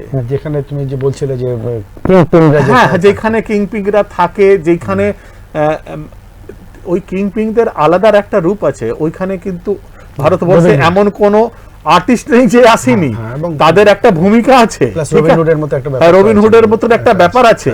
তো সেইটা ওই যে আমাদের রিপোর্টার বলছে যে ইলেকশনের আগে যেভাবে এজেন্সিদেরকে দিয়ে ত্রাস তৈরি করা হয়েছে, সেটাও মানুষ নাকি ভালো চোখে নেয়নি। নাহলে ওখানে তৃণমূল প্রার্থী চেঞ্জ হওয়ার পরেও তৃণমূল কিন্তু এগিয়ে আছে রঘুনাথপুরে। বাকি পুরুলিয়াতে হাড্ডাহাড্ডি লড়াই চলছে, अनएक्सपेक्टेड। तो भैया जो हम लोग बात कर रहे थे कि रघुनाथपुर शिल्प तालिक में शिल्पपतियों ने भी जगह लिया, बड़ा बड़ा जगह लिया, लेकिन आप लोगों के विरुद्ध में एक अभियोग ये भी रहा है भैया कि ये सही है कि राज्य सरकार का आप लोगों से कोऑर्डिनेशन नहीं रहा। चेंबर वाले लोग आज कह रहे हैं कि ठीक है, हम लोग 2 महीना के अंदर सब कुछ कर देंगे, लेकिन एक ये भी सही है कि आप लोगों ने सीपीएम के जमाने में जिस इंडस्ट्री को हमारे अंचल में लाए, उसका जो मतलब फल इस राज्य को मिलना चाहिए था। उन्नतर जैसे बामफोन, उन्नतर तृणमूल, वैसे उन्नतर इंटीग्रेटेड प्लांट वो आप लोगों ने यहाँ से बाहर भेज दिया, और दूषण वाले जो कारखाने थे वो हम लोग के माथे ठोक दिया। ये और हर समय ये कहा जाता है कि जो शिल्पपति है अंदर से तो लोग भाजपाई ही हैं, तो उनका तो ये सेम साइड गेम है, क्या बोलेंगे? नहीं, शिल्पपति या व्यापारी जो भी है वो कभी भी किसी पार्टी को बिलोंग नहीं करता है। अच्छा, हाँ। उनका एक सीधा फंडा है कि जो भी सरकार रहे हमको उनको प्रणाम करना है, उनकी सेवा करनी है। अच्छा। और जो भी अपना काम है सरकार के थ्रू से, सरकार की मदद से, सरकार के सहयोग से वो करना है। इसमें कहीं भी कोई पॉलिटिक्स की कोई जगह नहीं है। आज ये सही है कि भाई पश्चिम बंगाल में अपने इस दुर्गापुर, बांकुड़ा, पुरुलिया इस क्षेत्र में जितनी भी इंडस्ट्रीज आई है प्राइवेट सेक्टर में, पुराना अपना स्टील प्लांट वो सरकारी पुराना बहुत पुराना है, बिल्कुल, हाँ। उसके बाद से जो प्राइवेट सेक्टर में आई सभी 2000 के बाद से ही आई, ठीक, और वो सीपीएम का ही राज्य था, उसी में आई। ठीक। और जो रघुनाथपुर की बात हुई कि वहाँ पे श्याम स्टील, आधुनिक, जयबालाजी सबने जमीन ली थी वहाँ पे, और वो सीपीएम की टाइम पे ही ली थी। परंतु फिर नई सरकार आई, नहीं सामंजस्य बैठ पाया, तो वहाँ पे कोई भी इंडस्ट्री नहीं आई। उन्होंने जमीन अपनी कुछ सरकार को वापस कर दी, कुछ उनके पास होगी जो भी है उनकी स्टेटस, किंतु वहाँ पे कारखाना कोई भी नहीं आया और 1 रुपया भी कोई खर्च नहीं हुआ। इंडस्ट्रियलिस्ट सभी पश्चिम बंगाल के ही हैं, कोई बाहर का नहीं है। सही बात है, हाँ। पश्चिम बंगाल में जितनी भी इंडस्ट्रीज है 99% इंडस्ट्रियलिस्ट वेस्ट बंगाल से ही हैं। ठीक। हैं ज्यादातर मारवाड़ी ही, परंतु सभी पश्चिम बंगाल के ही हैं। सही बात और है, वो 100-200 साल से पश्चिम बंगाल में ही है। बिल्कुल सही बात है। तो वो कहीं पर भी आज ये नहीं है। नहीं, मेरा जो मूल प्रश्न था, मैं आप पर आ रहा हूँ, थोड़ा समय भी दे रहा हूँ आपको सोचने का, कि मान लीजिए आपके कथनानुसार सीपीएम के जमाने में यहाँ पर इंडस्ट्रियां आई, आप हमको बताइए कि पिछले 15 साल में या 10 साल में लगभग आप लोगों ने उसका एक्सपांसन कहाँ किया, और इस राज्य को उसका फायदा जो डिविडेंड के तौर पर मिलना चाहिए था कहाँ मिला? मैं आप पर आता हूँ। अभी हमारे साथ আমাদের বাঁকুড়ার প্রতিনিধি শাহজাহান এখন আছে। শাহজাহান শুনতে পাচ্ছ? হ্যালো, হ্যাঁ শাহজাহান, বাঁকুড়ার খবর কি এখন? হ্যাঁ, বাঁকুড়ার খবর এই মুহূর্তে আমরা দাঁড়িয়ে আছি বাঁকুড়া বিশ্ববিদ্যালয়ের সামনে। এখানে 5টি বিধানসভা কেন্দ্রে ভোট গণনা করা হচ্ছে। হ্যাঁ, এখানে করোনা বিধি সমস্ত রকম নিয়ম মেনেই এখানে ভোট গণনা করা হচ্ছে। যারা ভিতরে ঢুকছে তাদেরকে করোনা টেস্ট করিয়ে ভিতরে ঢোকা হচ্ছে। এখানে প্রশাসন, বাঁকুড়া প্রশাসন বা এমনি কেন্দ্রীয় বাহিনীর সবাই পক্ষ থেকে প্রচুর নজরদারি করা হয়েছে। আমাকে বলো, তুমি যেখানে আছো সেখানে কোন কোন বিধানসভা সিটের কাউন্টিং হচ্ছে? হ্যাঁ, এখানে বাঁকুড়া 5টি বিধানসভা কেন্দ্রে কাউন্টিং হচ্ছে। এখানে বাঁকুড়া, ছাতনা, হ্যাঁ, ওন্দা, বরজোড়া, হ্যাঁ, 5টি সালতোড়া। সালতোড়া। আচ্ছা, আমাকে একটা করে বলো, সালতোড়ার খবর কি? সালতোড়াতে কে এগিয়ে আছে? সালতোড়া এই মুহূর্তে এগিয়ে আছে বিজেপি। আচ্ছা, সালতোড়াতে বিজেপি এগিয়ে আছে। ছাতনা? হ্যাঁ, ছাতনা এই মুহূর্তে এগিয়ে আছে সুভাষিস ভট্টোপাল, তৃণমূল কংগ্রেসের প্রার্থী। আচ্ছা, সুভাষিস দা কত ভোটে এগিয়ে আছে? হ্যালো, হ্যাঁ, সুভাষিস দা কত ভোটে এগিয়ে আছে? হ্যাঁ, সুভাষিস দা এই মুহূর্তে, হ্যালো, হ্যাঁ, কত ভোটে এগিয়ে আছে সুভাষিস দা? हेलो হ্যাঁ। আচ্ছা, তুমি ওই আপডেটটা নিয়ে আমাকে জানিও। এর ছাড়া তুমি মানে ওন্দাতে কে এগিয়ে আছে এখন? অরূপ খান আর কেউ? বিজেপি? না, বিজেপি প্রার্থী এগিয়ে আছে। ওন্দাতে বিজেপি প্রার্থী এগিয়ে আছে। হ্যাঁ হ্যাঁ হ্যাঁ। আর আর আর এইদিকে শোনা, হ্যাঁ বলো। বলছি ছাতনা এই মুহূর্তে আপডেট, বিজেপি সালতোড়া ছাতনার এই মুহূর্তে সুভাষিস ভট্টোপাল এগিয়ে আছে। আচ্ছা, ঠিক আছে। আর বাকি বিধানসভা ক্ষেত্রগুলো? আর এমনি বরজোড়ার থেকে এগিয়ে আছে অরূপ চক্রবর্তী। আর তালডাংরা থেকে এগিয়ে আছে তালডাংরাতে অরূপ চক্রবর্তী। ঠিক আছে। তালডাঙ্গা থেকে অরূপ চক্রবর্তী এগিয়ে আছে। হ্যাঁ। বরজোড়াতে এগিয়ে আছে অলোক মুখার্জি, তৃণমূল কংগ্রেসের প্রার্থী। বাহ, অলোক মুখার্জি বরজোড়া থেকে এগিয়ে আছে। হ্যাঁ, এগিয়ে আছে বরজোড়া থেকে। বাহ, তার মানে হচ্ছে যদি তোমাকে এক কথায় জিজ্ঞেস করা হয় বাঁকুড়ার 12টার মধ্যে কে কটা এখন পর্যন্ত এগিয়ে আছে? হ্যাঁ, এখনো পর্যন্ত তৃণমূল কংগ্রেসে এগিয়ে আছে সব থেকে বেশি। আচ্ছা। বরজোড়া, ছাতনা, ওন্দাতে বিজেপি যেমন এগিয়ে আছে। হ্যাঁ। বাঁকুড়া এখনো পর্যন্ত কোনো খবর নেই। আচ্ছা। বাঁকুড়া এই মুহূর্তে। হ্যাঁ, ঠিক আছে, তুমি আপডেট গুলো নিয়ে থাকো, তোমার কাছে ফিরবো। ঠিক সেই রকমই হয়েছে। ঠিক আছে, হ্যাঁ, বলছি ঠিক সেই রকমই হয়েছে। হ্যাঁ হ্যাঁ। বাঁকুড়াতে এখনো পর্যন্ত আমার তৃণমূলই বোধহয় তুমি- প্রত্যেকটা অনেকটা সিটে এগিয়ে আছে, যেটা বাঁকুড়াতে বিজেপি বলছিল যে বাঁকুড়াতে ওরা খুব এগিয়ে, কিন্তু এইখানেও কবিতা বাঁকুড়াতে লাইভ চলছে। ঠিক আছে, একটু পরে করে নিও, আমি তোমাকে একটু পরে ছেড়ে দেব। তো বাঁকুড়াতেও সেই অবস্থা। বাঁকুড়াও হচ্ছে একটা ইন্ডাস্ট্রিয়াল জোন, তো ওইখানেও আজকে ধরুন তৃণমূল এগিয়ে আছে। শঙ্করজি, বা তুমি কি বলবে? কেন প্যারালালি এই দক্ষিণবঙ্গে ট্রেড ইউনিয়ন নিয়েও অনেক ক্ষোভ ছিল, স্থানীয় ছেলেদের চাকরি নিয়েও অনেক কথা আপনাদের বিরুদ্ধে উঠেছে, এবং কি নাম হচ্ছে যে যেটা কোঅর্ডিনেশনের অভাব সেটাও সরকারিভাবেও আপনাদের সাথে ছিল। তো কি বলবেন শঙ্করজি? না, সরকারিভাবে যেটা সেটা তো আগেই বলা হয়েছে। আর ট্রেড ইউনিয়নগতভাবে যে ব্যাপারটা এলো, সেটা সব জায়গার প্রবলেম নেই। সেটা পার্টিকুলার কিছু দু একটা ইন্ডাস্ট্রিতে ওই প্রবলেম হয়েছে। সেটা বলা যাবে যে মানে খুবই লোকাল ব্যাপার, এটা ইন জেনারেল নেই। এবং এইখানে স্থানীয় বাইরের বলে কিছু নেই। ওয়ার্কার দরকার, ইন্ডাস্ট্রিতে ওয়ার্কার আছে, কাজ করছে। পার্টিকুলার দু একটা ইন্ডাস্ট্রিতে ওই প্রবলেম হয়েছিল, সেটা নিশ্চয়ই স্টেট অ্যাডমিনিস্ট্রেশন আছে, ওরা দেখবে। কেন এখানে সেরকমের কোনো কথা নেই, আর হওয়া উচিতও নেই। কেন ইন্ডাস্ট্রিকে ওয়ার্কার চাই, ওকে পেমেন্ট দেবে। তো ওইখানে লোকাল আর বাইরের কোনো গল্প নেই, কাজ করনেওয়ালা লোক আছে সব জায়গাতেই। এটা বারবার অভিযোগ উঠেছে যে স্থানীয় ছেলেরা চাকরি পাচ্ছে না, সেটা একটা যারা স্থানীয় নেতৃত্ব আছে তারা এই কিন্তু এখন ইদানিং সেটাকে নিয়ে কিন্তু সোচ্চার। কি বলছো কবিতা, তুমি তো চেম্বার না, হিসেবে একদম হ্যাঁ, এটা একটা মেজর ইস্যু, এটা একটা কমন ব্যাপার যে, এবং সত্যি সেন্সিটিভ অলসো, যে লোকাল ছেলেরা চাকরি পাবে না, আমরা বাইরে থেকে নিয়ে আসবো। হ্যাঁ। কিন্তু এবার আরেকটা ব্যাপার মদন দা, এটা আছে, আমরা তো ব্যবসা করি, এবার আমরা যদি লোকাল ছেলেদের প্রবলেম হচ্ছে, আমরা কাজ করব কম, ফাঁকি মারবো বেশি, এবং নানা রকম আবদার, অন্যায় আবদার বা ন্যায্য আবদার যাই বলো না কেন, তো আমরা যারা ব্যবসা করি একটা ব্যালেন্স করার চেষ্টা করি। হ্যাঁ, তবে সেটা ইন্ডাস্ট্রির ক্ষেত্রে যে লেবারের যেটা শঙ্কর দাদের ক্ষেত্রে প্রবলেম হয়, সেটা হচ্ছে labour oriented, if I am not wrong.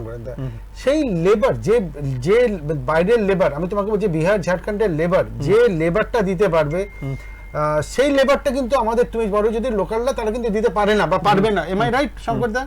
পারবে না।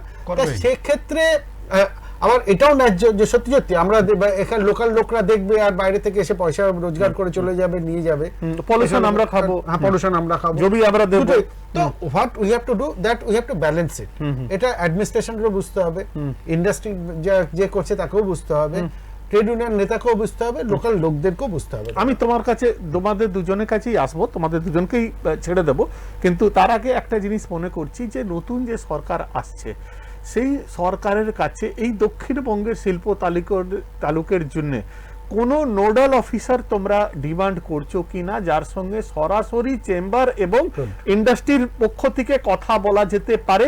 এটা একটু ভেবে বলো। এখন আমরা সব থেকে চর্চিত বাংলার যে কি নাম হচ্ছে, নির্বাচন হচ্ছে যে জেলাতে, সেই জেলার প্রতিনিধি দিগ্বিজয় মাহালি আমাদের কাছে আছে পশ্চিম মেদিনীপুর থেকে। দিগ্বিজয়, পশ্চিম মেদিনীপুর কার সঙ্গে আছে? পশ্চিম মেদিনীপুর বেলা 11টা পর্যন্ত যে তথ্য আমরা পাচ্ছি, গণনা কেন্দ্র চলছে পশ্চিম মেদিনীপুর জেলা জুড়ে, যে 15টি মোট আসন রয়েছে বিধানসভায়, এবং সেই বিধানসভা কেন্দ্রে 11টা পর্যন্ত যে তথ্যটা আমরা পেয়েছি, সেটিতে 9টি আসনে এগিয়ে রয়েছে তৃণমূল কংগ্রেস, এবং 6টি আসনে এগিয়ে রয়েছে বিজেপি। এবং সেক্ষেত্রে কেশপুর পঞ্চম রাউন্ড পর্যন্ত কিন্তু এগিয়েছিল বিজেপি। আচ্ছা। এবং ষষ্ঠ সেখানে তৃণমূল কংগ্রেসের পরে রেজাল্ট বেরিয়েছে, ষষ্ঠ রাউন্ডে তৃণমূল কংগ্রেস। মানে তার মানে হচ্ছে এটা আশ্চর্যজনক নয় যে 15টা সিটের মধ্যে 9টাতে তৃণমূল এগিয়ে পশ্চিম মেদিনীপুরে এবং 6টিতে বিজেপি। তার মানে হচ্ছে যে তৃণমূল বারবার মীর জাফর গদ্দার কুৎসা অধিকারী বলে যে প্রচার করেছে, পশ্চিম মেদিনীপুরের মানুষ সেটাকে বিশ্বাস করেছে যে মমতা ব্যানার্জি ওই ভদ্রলোককে সব কিছু দেওয়ার সত্ত্বেও উনি বেইমানি করেছেন। এইটা কি পশ্চিম মেদিনীপুরের লোকেরা আজকে বিশ্বাস করছে? 11টা পর্যন্ত যে রাউন্ড গুলো হয়েছে, অর্থাৎ কোনোটায় দ্বিতীয়, কোনোটায় তৃতীয়, কোনোটায় চতুর্থ, এবং সপ্তম রাউন্ড অবধি আমরা যে তথ্য দিচ্ছি, সেই তথ্য অনুযায়ী ধীরে ধীরে প্রত্যেকটা সিটে কিন্তু আবার টিএমসি লিডিংটা বাড়তে শুরু করেছে। আচ্ছা, তো সেক্ষেত্রে বলা যেতেই পারে যে মির্জাফর যাকে বলা হচ্ছে শুভেন্দু অধিকারীকে, সেই মির্জাফরের কিন্তু পশ্চিম মেদিনীপুরের মানুষ ভোট দিয়েছে। এটা ধীরে ধীরে প্রমাণ হতে করেছে, কিন্তু শেষ রাউন্ডের ফলাফল ঘোষণা হয়ে যাওয়ার পরে কিন্তু তা আরো পরিষ্কার হয়েছে। মানে তার মানে হচ্ছে পশ্চিম মেদিনীপুরের মানুষ এটা ভালো চোখে নেয়নি, তাই তো? যে স্তরে কুৎসা করা হয়েছে, যে স্তরে ভাষাগুলোকে ডেটোরিয়েট করা হয়েছে, যে স্তরে ব্যক্তিগত আক্রমণ করা হয়েছে, সেইটাকে পশ্চিম মেদিনীপুরের প্রবুদ্ধ মানুষ প্রত্যাখ্যান করেছে তুমি বলছো? যদি এই রেজাল্ট এবং এটা যদি ট্রেন্ড থাকে,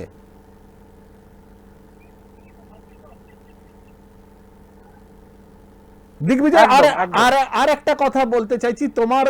তোমার এলাকাতে, তোমার বাড়ির কাছে সব থেকে ওয়ান অফ দ্য মানে ভিআইপি সিট হচ্ছে ডেবরাতে দুজন প্রাক্তন আইপিএস অফিসার লড়ছে, ঠিক আছে? একটা হুমায়ুন কবির, একটা ভারতী ঘোষ, ঠিক আছে? তো ওই ডেবরার রেজাল্টটা তোমার কি মনে হচ্ছে, কোন দিকে ঝুঁকেছে? এখনো পর্যন্ত ডেবরাতে চতুর্থ রাউন্ড অবধি ঘোষণা হয়েছে, এবং সেক্ষেত্রে প্রায় 2900 ভোটে এগিয়ে রয়েছে ডেবরা বিধানসভার তৃণমূল কংগ্রেস প্রার্থী হুমায়ুন কবির।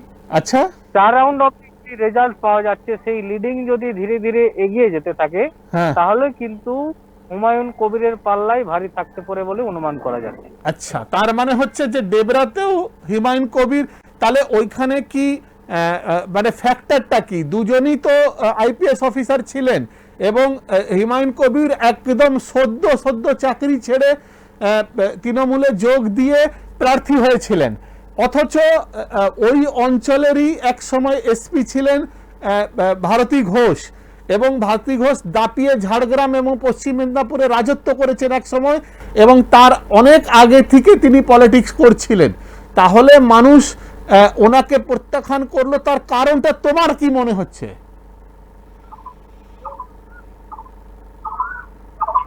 আরেকবার একটু প্রশ্নটা করবেন। প্রশ্নটা বলছি যে হুমায়ুন কবির সদ্য নিজের চাকরি ছেড়ে, প্রায় 1 মাস 2 মাস চাকরি বাকি ছিল, চাকরি ছেড়ে তৃণমূলে যোগ দিয়ে ডেবরার প্রার্থী হলেন, অথচ ভারতী ঘোষ ঝাড়গ্রাম এবং মিদনাপুরের এসপি ছিলেন এবং উনি অনেক আগে রাজনীতিতে যোগ দিয়েছিলেন। দুজনেই দাপুটে আইপিএস অফিসার, ঠিক আছে, ভালো অফিসার। সেই জায়গাটাতে ওইখানে কি মুসলিম ভোট কোনো পোলারাইজড হয়ে হুমায়ুন কবিরকে এগিয়ে নিয়ে যাচ্ছে না আর কোনো কারণ হচ্ছে পশ্চিম মেদিনীপুরে ভারতী ঘোষ আগে থেকেই সক্রিয় ছিলেন, অ্যাজ এ এসপিও সক্রিয় ছিলেন, তাহলে আর অন্যান্য কি কারণ হতে পারে? পশ্চিম মেদিনীপুরের ডেবরা বিধানসভা 2021-এর পর থেকেই কিন্তু তার তৃণমূলের দখলে ছিল, কিন্তু গত লোকসভা ভোটে সেক্ষেত্রে যেহেতু নরেন্দ্র মোদী একটা ফ্যাক্টর ছিল, নরেন্দ্র মোদী বিজেপির মুখ ছিল, সেক্ষেত্রে কিন্তু 4000 মাইনাস ছিল ডেবরা। আচ্ছা, সেই ডেবরা আইপিএস এর যে লড়াই, সেক্ষেত্রে যেমন একদিকে সংখ্যালঘু ভোট কিছুটা অবশ্যই হুমায়ুন কবিরকে প্রভাবিত করবে, তার পক্ষে যাবে, তাছাড়াও সরকারের যে বিভিন্ন ধরনের উন্নয়ন এবং বরাবরই কিন্তু ডেবরা বিধানসভা ডানপন্থীদেরই বর্তমানে রয়েছে। তো সেক্ষেত্রে যেমন এসপি ভারতী ঘোষ যখন ছিলেন, তিনি পশ্চিম মেদিনীপুর দাপিয়ে বেরিয়েছিলেন, তিনি ডেবরাও চিনতেন।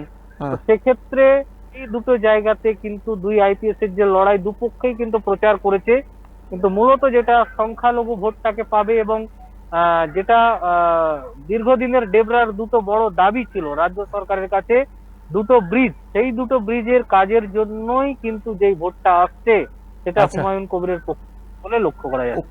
একটা লাস্ট তোমাকে প্রশ্ন করছি, তারপরে একটু নন্দীগ্রামের খোঁজ খবর নেব। তোমার কি মনে হচ্ছে যে লোকসভা নির্বাচনের সময় মোদি ক্যারিসমা যেভাবে পশ্চিম মেদিনীপুরে হয়েছিল এবং শুভেন্দুর পার্টি ছাড়ার পরে মনে হয়েছিল যে এন্টি ইনক্যাম্বেন্সি অনেক বেশি আছে, এই সমস্ত গণিত কিন্তু বিজেপির ফেল মনে হচ্ছে যদি পশ্চিম মেদিনীপুরে এই রেজাল্ট হয়? তাহলে অধিকারীর পরিবারের যে দাপটটা, সেই দাপটটা মানে ক্ষুণ্ণ হয়েছে এবং মোদি ক্যারিসমা সঙ্গে মোদি ক্যারিসমাও কিন্তু মানে মার খেয়েছে। এটা তোমার কি মনে হচ্ছে পশ্চিম মেদিনীপুরে এই দুটো ইকুয়েশন কি আজকে ডেটে বাস্তবতা? না, প্রথমে বলে রাখি, লোকসভার ক্ষেত্রে যেটা দাঁড়িয়েছিল সেটা কিন্তু একটা মোদি ঝড় ছিল, এটা অস্বীকার করার নেই। পশ্চিম মেদিনীপুর জেলার প্রভাব ছিল, কিন্তু অধিকারীগড় বলে যে পশ্চিম মেদিনীপুর সহ জঙ্গলমহলে একটা প্রভাব ফেলার চেষ্টা করা হয়েছিল বা চেষ্টা চলেছিল বা চলছিল, সেক্ষেত্রে কিন্তু শুভেন্দু অধিকারীর দল ত্যাগের পরে কিন্তু এই অধিকারীগড় পশ্চিম মেদিনীপুর জেলা সহ জঙ্গলমহলে কিন্তু নেই, প্রভাব বিস্তার করতে পারেনি। তার কারণ এই রাউন্ডের ফলাফলই সেই ছবি বলছে। সেক্ষেত্রে হ্যাঁ বলুন। বলছি যে তাহলে একমাত্র তোমার ওই অঞ্চল থেকে শুভেন্দু অধিকারীর বিরুদ্ধে অখিলগিরি কিন্তু সমানে একটা ওনাকে মানে কি বলে চ্যালেঞ্জ জানিয়ে গেছে, তার মানে হচ্ছে যে অখিলগিরির পরিস্থিতিটা এখন ওইদিকে কি আছে? পূর্ব মেদিনীপুরের বেশ কয়েকটি বিধানসভায় আমরা যেটুকু তথ্য পাচ্ছি, সেক্ষেত্রে বেশ কয়েকটা আসনে যদিও বিজেপি এগিয়ে আছে, কিন্তু পূর্ব মেদিনীপুরের জেলা সভাপতি সৌমেন মহাপাত্রকে করার পরে কিছুটা তৃণমূলের সক্রিয়। দিগ্বিজয় শুনতে পাচ্ছ? দিগ্বিজয়ের সঙ্গে নন্দীগ্রামের ব্যাপারটা কথা হলো না। হ্যাঁ যোগাযোগ হয়েছে, হ্যাঁ একটু। হ্যাঁ দিগ্বিজয় বলো। পূর্ব মেদিনীপুরের যে বেশ কয়েকটি আসন রয়েছে, সেই আসনগুলো কিন্তু অধিকারীগড়ের প্রভাব না থাকলেও বিজেপির সাময়িক প্রভাব তৈরি হয়েছে এবং পশ্চিম মেদিনীপুরের থেকে পূর্ব মেদিনীপুরের ট্রেন্ড পুরো আলাদা।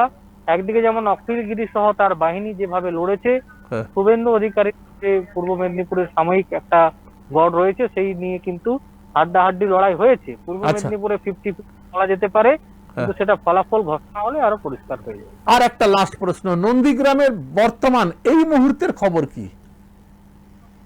নন্দীগ্রামে এখনো পর্যন্ত প্রথম রাউন্ড থেকেই কিন্তু আমরা যেটা লক্ষ্য করেছি, শুভেন্দু অধিকারীর ভোট সংখ্যা বেশি আছে। এবং এখনো যে রাউন্ড আমরা পেয়েছি বা যে তথ্য পেয়েছি, সেই তথ্য অনুযায়ী কিন্তু মুখ্যমন্ত্রী মমতা বন্দ্যোপাধ্যায় তৃণমূল সুপ্রিমো তিনি পিছিয়ে আছেন এবং শুভেন্দু অধিকারী এগিয়ে আছেন। মানে এই মুহূর্তে শুভেন্দু অধিকারী নন্দীগ্রামে এগিয়ে আছেন, এই তো?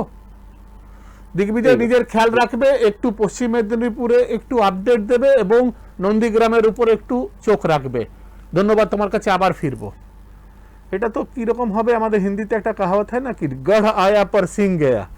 যদি গোটা রাজ্য চলে আসে আর দিদিমণি যদি নন্দীগ্রামে হেরে যান, তাহলে কি দাঁড়াবে? আমি যতটুকু জানি দাদা, হ্যাঁ। আমি শুনছিলাম আর কি গল্প, না পলিটিশিয়ানদের সঙ্গে গল্প শুনি আর কি রঘুনাথ বসলে, হ্যাঁ হ্যাঁ, যে ওর দুটো দিক আছে। দুটো দিকের মধ্যে একটা দিক পোলারাইজ, পুরো হিন্দু আর একদিকে পুরো মুসলিম। একদিকে একটা পার্টি স্ট্রং, একটা দিকে একটা পার্টি স্ট্রং। হ্যাঁ হ্যাঁ, হয়তো এমন হচ্ছে যে একদিকের ক্যালকুলেশন হচ্ছে, আরেক দিকের হয়তো হবে কিছু। মানে it's too early to predict something. अच्छा, যাই হোক, তোমাকে আমি 5 मिनट মধ্যে ছেড়ে দেবো। शंकर जी, जो बात आप बोल रहे थे कि मतलब यहाँ के जो इंडस्ट्रियलिस्टों पर जो आपका जो डिमांड है वो भी जेन्युइन है, तो आप लोगों की भूमिका को भी लेकर सवाल उठता है। मेरा जो जेन्युइन प्रश्न था कि ये 15 साल के अंदर में, जब आप तृणमूल का जब सरकार 10 साल से है, सीपीएम के शुरुआती दिनों में आप लोगों ने जो इन्वेस्टमेंट यहाँ किया उसका आप लोगों को लाभ भी मिला, लेकिन उसके बाद जो हमारे जिले को या हमारे राज्य को जो फायदा होना चाहिए था, मतलब इंटीग्रेटेड प्लांट और एक्सटेंडेड प्लांट का, वो हम लोग को नहीं मिला। लोग झारसुगुड़ा चले गए, लोग पटना चले गए, लोग मेघालय जाकर कारखाना लगाए यही के लोगों ने। तो ये क्या ऐसा नहीं लगता है कि आप लोगों को भी इंट्रोस्पेक्शन करना चाहिए कि अगर जन्म आपका इस राज्य में है, यहाँ पर आपको फलने फूलने का मौका दिया गया है, तो यहाँ के प्रति कुछ सीएसआर की भी जवाबदारी है आपकी, और यहाँ के एम्प्लॉयमेंट को भी आप लोगों को देखना चाहिए था। ऐसा एक मैसेज किंतु बाजार में ये भी जा रहा है कि यहाँ पर छोटे छोटे कारखाना करके फायदे का जो अच्छा फल है वो दूसरे राज्य में चला गया, ऐसा भी लोग कहने वाले हैं। ये मेरी अपनी बात नहीं है, इसका एक स्पष्टीकरण हमको आपके माध्यम से चाहिए। नहीं, ऐसी कोई भी बात नहीं है।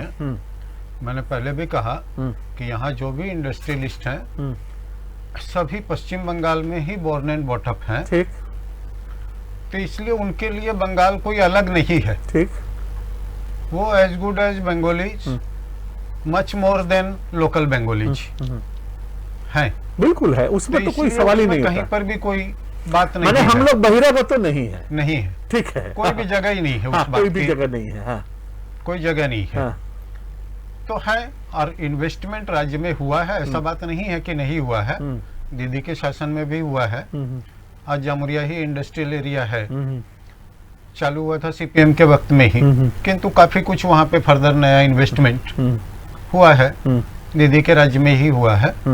हुआ है, ठीक है, चल रहा है। तो वो जहाँ भी जिस इंडस्ट्री में जो भी स्कोप है और जहाँ पर भी जिनकी अपनी लाइसेंसिंग बेटर है, तो उन लोगों ने किया है।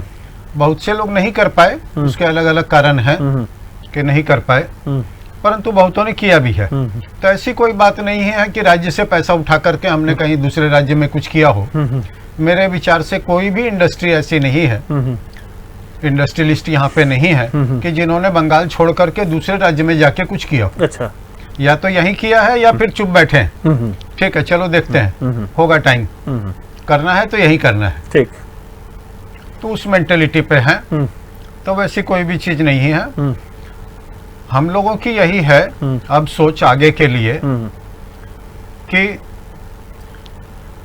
दीदी को आप सोच के साथ साथ अपना डिमांड भी बता दीजिए, क्योंकि मैं एक ब्रेक लूंगा और ये मतलब दूसरे लोग भी इंतजार कर रहे हैं। As a industrialist, as a industries के भीष्म पितामह, मैं आपसे ये सीधा सीधा सवाल पूछना चाहता हूं कि कि अगर साउथ बंगाल का जो आप लोगों का पूरे राज्य का फेडरेशन है उसमें भी आपकी भूमिका है, तो आप जो नई गवर्नमेंट आ रही है पुरानी बातों को भूलकर अगर इंडस्ट्री को आगे बढ़ना है तो क्या हैडल्स है और आपका डिमांड क्या है, बस ये आप बताइए। দাদা আমি একটু বলি, হ্যাঁ বলো, তোমার কাছে বাসবো, তোমরা দুজনেই ভেবে বলো। না আমরা যদি দেখো, আমি যদি দুটো জিনিস, এক হচ্ছে অ্যাম্বিয়েন্স কিন্তু ইন্ডাস্ট্রি ফেভারে আছে, ইনভেস্টমেন্ট হয়েছে, হয়নি না, হয়তো কম হয়েছে বা ইয়ে হয়নি, বা ইন্ডাস্ট্রিকে যে ফেচ করার যে ব্যাপারটা সেটা হয়তো অত ফোকাসড নয় আমাদের স্টেটে, আরো বেশি অ্যাগ্রেসিভ হওয়া উচিত ছিল গভর্নমেন্টের। প্রপার লোক হয়তো নেই যাদের উপর ডিপেন্ড করে আছেন ভদ্রমহিলা, মানে আই মিন সিএম ম্যাডাম, হয়তো প্রপারলি হয়নি কাজটা। মানে সিএম মানে স্টিল মিনিস্টার কেউ মানে শিল্প মন্ত্রী কেউ কোথাও পাওয়া যাচ্ছে না। এবার সেই জন্য যা হয়েছে, কারণ দেখো এই যে 10 বছর রাজত্বে কোনো ওয়ার্কিং ডেজ কিন্তু আমাদের নষ্ট হয়নি, it's a very big thing, যেটা একটা ভেরি কমন ছিল, অ্যাচিভমেন্ট একটা। আর একটা খুব কমন যে দুটো চোখে পড়বে, আর একটা হচ্ছে দেখো কোনো বন্ধ বা ইয়ে এসব তো কোনো নেই, একদম। আর একটা হচ্ছে পাওয়ার। আগে আমরা কথায় আমাদের load shedding was a very common subject, কিন্তু জানি না coincidence or credit of this government, তারপর থেকে জবে থেকে 10 বছরে কিন্তু কোনো লোডশেডিং বা বিন্দুকেরা বলছে যে কারখানাগুলোই বন্ধ হয়ে গেছে বলে পাওয়ার সারপ্লাস হয়ে গেছে। আমার মনে হয় না এটা কোনো যুক্তি, এটা বললে অনেক কিছু বলা যায়, আমি কারো প্রেস করছি না, কারো বদনাম, ভালো খারাপ দুই দিকেরই আছে, এটা হচ্ছে ব্যাপার। একটা কথা কন্ট্রাডিক্টরি কথা আমার বলা উচিত না, কিন্তু আমি নিশ্চয়ই বলবো, শঙ্করদা একটু আগে কথা হচ্ছিল যে আমরা সত্যি আমরা যারা এখানে যারা ইন্ডাস্ট্রি, তাদের মেইনলি আমরা বাঙালিরা তো ব্যবসা করি, যারা বাঙালি আর কি সকল, শঙ্করদাও বাঙালি, যে বাংলায় ব্রিথ করছে, যে বাংলার জল খাচ্ছে, যে বাংলার খাবার খাচ্ছে, সেই বাঙালি, একদম ঠিক। কিন্তু শুধু মুখে বললেই হবে? আমি তো শঙ্করদাকেও জিজ্ঞেস, শঙ্করদা বাঙালি, তুমিও তো বাংলা পরিষ্কার ঝরঝরে করে কথা বলো, দিল্লিতে বা হরিয়ানাতে বা কোথাও থাকতাম, আমি ডেফিনেটলি আমি লোকাল খাবারও ভালোবাসতাম, আমি লোকাল ল্যাঙ্গুয়েজে বলতাম। শঙ্করদার কাছে আমার অনুযোগ, শঙ্করদা আমাদের সকল, আমি তো একই সার্কেল আমরা বেশি ব্যবসা করি, একই বন্ধু বান্ধব, আমার বাঙালি বন্ধু খুবই কম, একটা দুটো সো কল বন্ধু বান্ধব যারা, তারা সবাই নন বাঙালি। কেউ কেন হিন্দিতে ছাড়া বাংলায় কথা বলে না? আবার যদি আমি বাঙালি হব, তাহলে আমরা কেন বাংলায় কথা বলি না?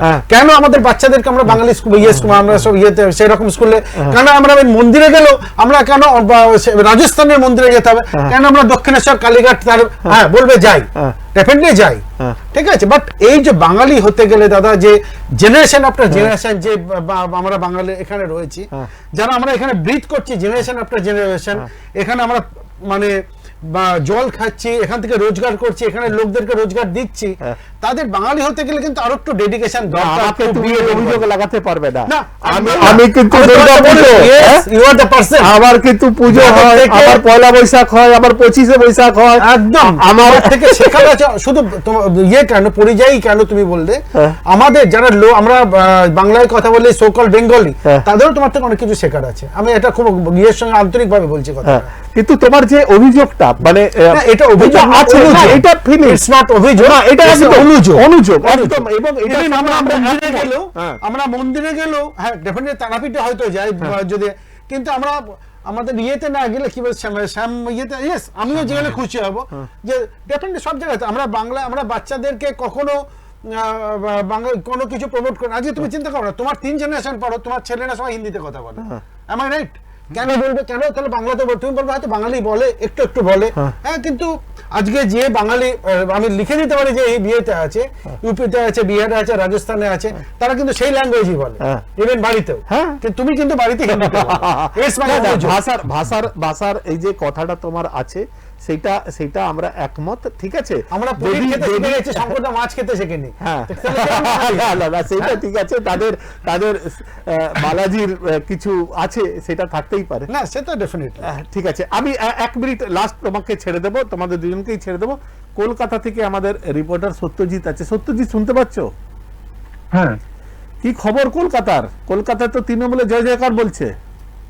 হ্যাঁ, আমি প্রথমে যেটা বলবো যে আজ কিন্তু বঙ্গের দুই রায়, অর্থাৎ সত্যজিৎ রায়ের যেমন জন্মদিন, তেমনি কিন্তু বঙ্গ রাজনীতির মূল তারিখ দখলের লড়াইয়ের দায়, সে জায়গায় কিন্তু তৃণমূল এখনো পর্যন্ত এগিয়ে রয়েছে। কিন্তু বিজেপির তরফ থেকে যেটা এখনো পর্যন্ত দাবি করা হচ্ছে যে হয়তো দুপুর পর হয়তো তারাই ক্ষমতায় গড়বে, এরকমই বলছে। ফলাফল হয়তো পরিবর্তন ঘটবে। কলকাতা, এক মিনিট সত্যজিৎ, কলকাতার সমস্ত মন্ত্রীরা, সমস্ত ভিআইপিরা এগিয়ে, ঠিক আছে, কি ক্যারিশমা কাজ করলো, এত বিজেপির এত মানে প্রধানমন্ত্রী থেকে হোম মিনিস্টার পর্যন্ত ডেলি প্যাসেঞ্জারই করলেন বাংলাতে, ঠিক আছে, তারপরেও এই রেজাল্ট কেন, কি মনে করছে দিলীপ ঘোষ, কি বলছেন? একদমই বিজেপির তরফ থেকে আমি যেটা আগেও জানালাম যে বিজেপির তরফ থেকে কিন্তু এখনো এই ফল ঘোষণার পরও কিন্তু তারা দাবি করছে যে তারাই বাজিমাত করবেন।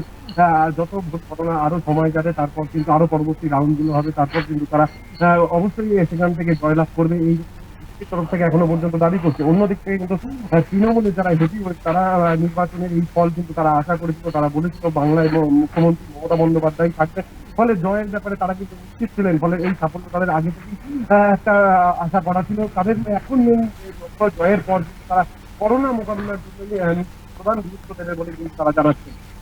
এক মিনিট তোমাকে থামাচ্ছি, তার মানে হচ্ছে যে লাস্টের দিকে যে নির্বাচনগুলো হয়েছে করোনা একটা ফ্যাক্টর, তাই তো? তুমি আস্তে আস্তে বলো। হ্যাঁ, করোনা একটা ফ্যাক্টর, এবং করোনাতে কেন্দ্রীয় সরকারের মিসম্যানেজমেন্টের জন্যই বিজেপির এই রেজাল্ট, যেটা ওরা প্রত্যাশা। আচ্ছা সত্যজিৎ, কারোর অফিসিয়াল স্টেটমেন্ট পেয়েছো, মানে দিলীপ ঘোষ বা এই দিক থেকে তৃণমূলের পক্ষ থেকে?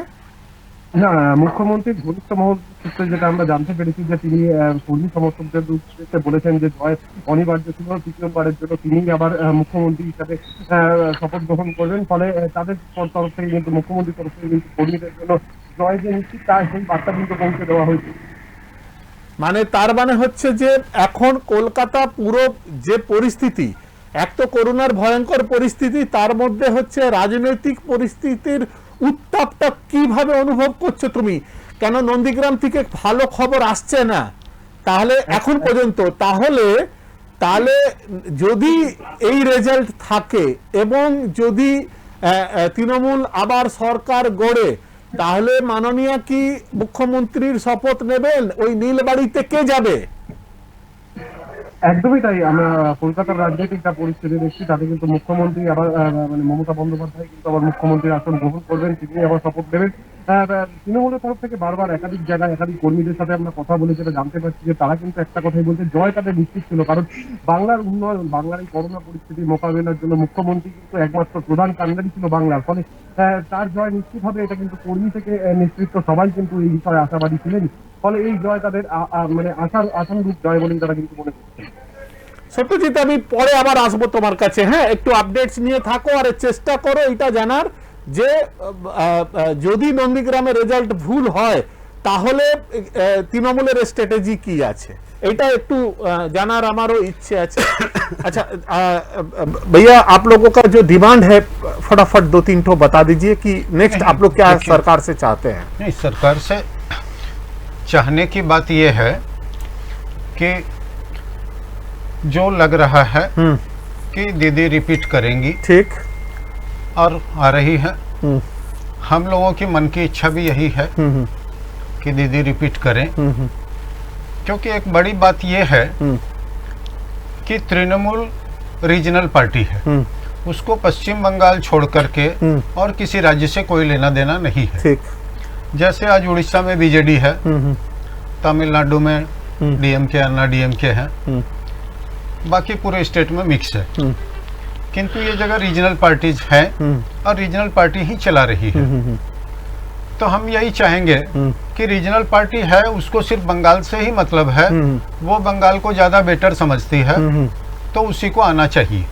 ये लेकिन ये डबल इंजन का अपोजिट बात बोल रहे हैं आप? हाँ, डबल इंजन का अपोजिट बोल रहे हैं, इसलिए बोल रहे हैं कि आज बीजेडी उड़ीसा में चल रही है, किंतु वो केंद्र सरकार से बिल्कुल मिल करके, जो भी हो केंद्र में सरकार अपोजिट ही रहेगी, क्योंकि ये रीजनल पार्टी है, उसको केंद्र में नहीं जाना है। ठीक, तो केंद्र में जो भी रहेगी उनसे वो मिल के चल रहे हैं, तो आज उड़ीसा का डेवलपमेंट में कहीं कोई दिक्कत नहीं है, सब काम बहुत अच्छे से हो रहा है। ठीक, लेकिन उनका लिहाजो केंद्र सरकार के साथ अच्छा है। हाँ।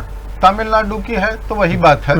तो हमारे राज्य में ये ठीक है, चुनाव के वक्त में जो भी हुआ आपस में हो गया, किंतु अब चुनाव के बाद में अब चुनाव की कटुता को भूल करके जो भी सरकार यहाँ पे आए वो केंद्र सरकार के साथ में मिल करके राज्य की भलाई के लिए, राज्य के लोगों की भलाई के लिए, अपनी जनता की भलाई के लिए, साथ में पूरे देश की भलाई के लिए मिल करके काम करे, तो उससे इंडस्ट्रीज भी प्रॉस्पर करेगी, लोग भी प्रॉस्पर करेंगे। एवं आप लोगों को एक और आप लोगों बड़ी का जो बात है, प्रॉब्लम है वो सुनने के लिए कोई नोडल ऑफिसर को रिक्रूट किया जाए Yes, right. South Yes. Bengal में, तो यहाँ पर इंडस्ट्री फ्लरिश करेगी, ऐसा आपको भी लगता है?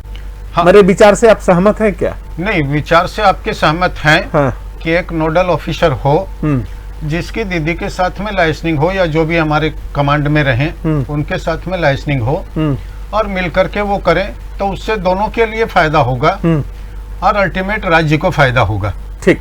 एक और बड़ी बात है कि जैसे बहुत पहले से मेरी ये इच्छा रही है कि जैसे इन्फोसिस है, राजारहाट में उन्होंने 50 एकड़ जमीन सीपीएम के वक्त से लेके रख रखी है, परंतु उनकी एक डिमांड थी, सीपीएम चली गई, जाने के वक्त में ही उनको जमीन देके गई थी, फिर दीदी ने भी आके उसको वीटो किया था, ठीक है, परंतु उनकी थी कि भाई हमको एसईजेड चाहिए, क्योंकि पूरे हिंदुस्तान में उनकी जहां पर है, हर setup जगह है, एसईजेड है, वो एसईजेड है। हाँ।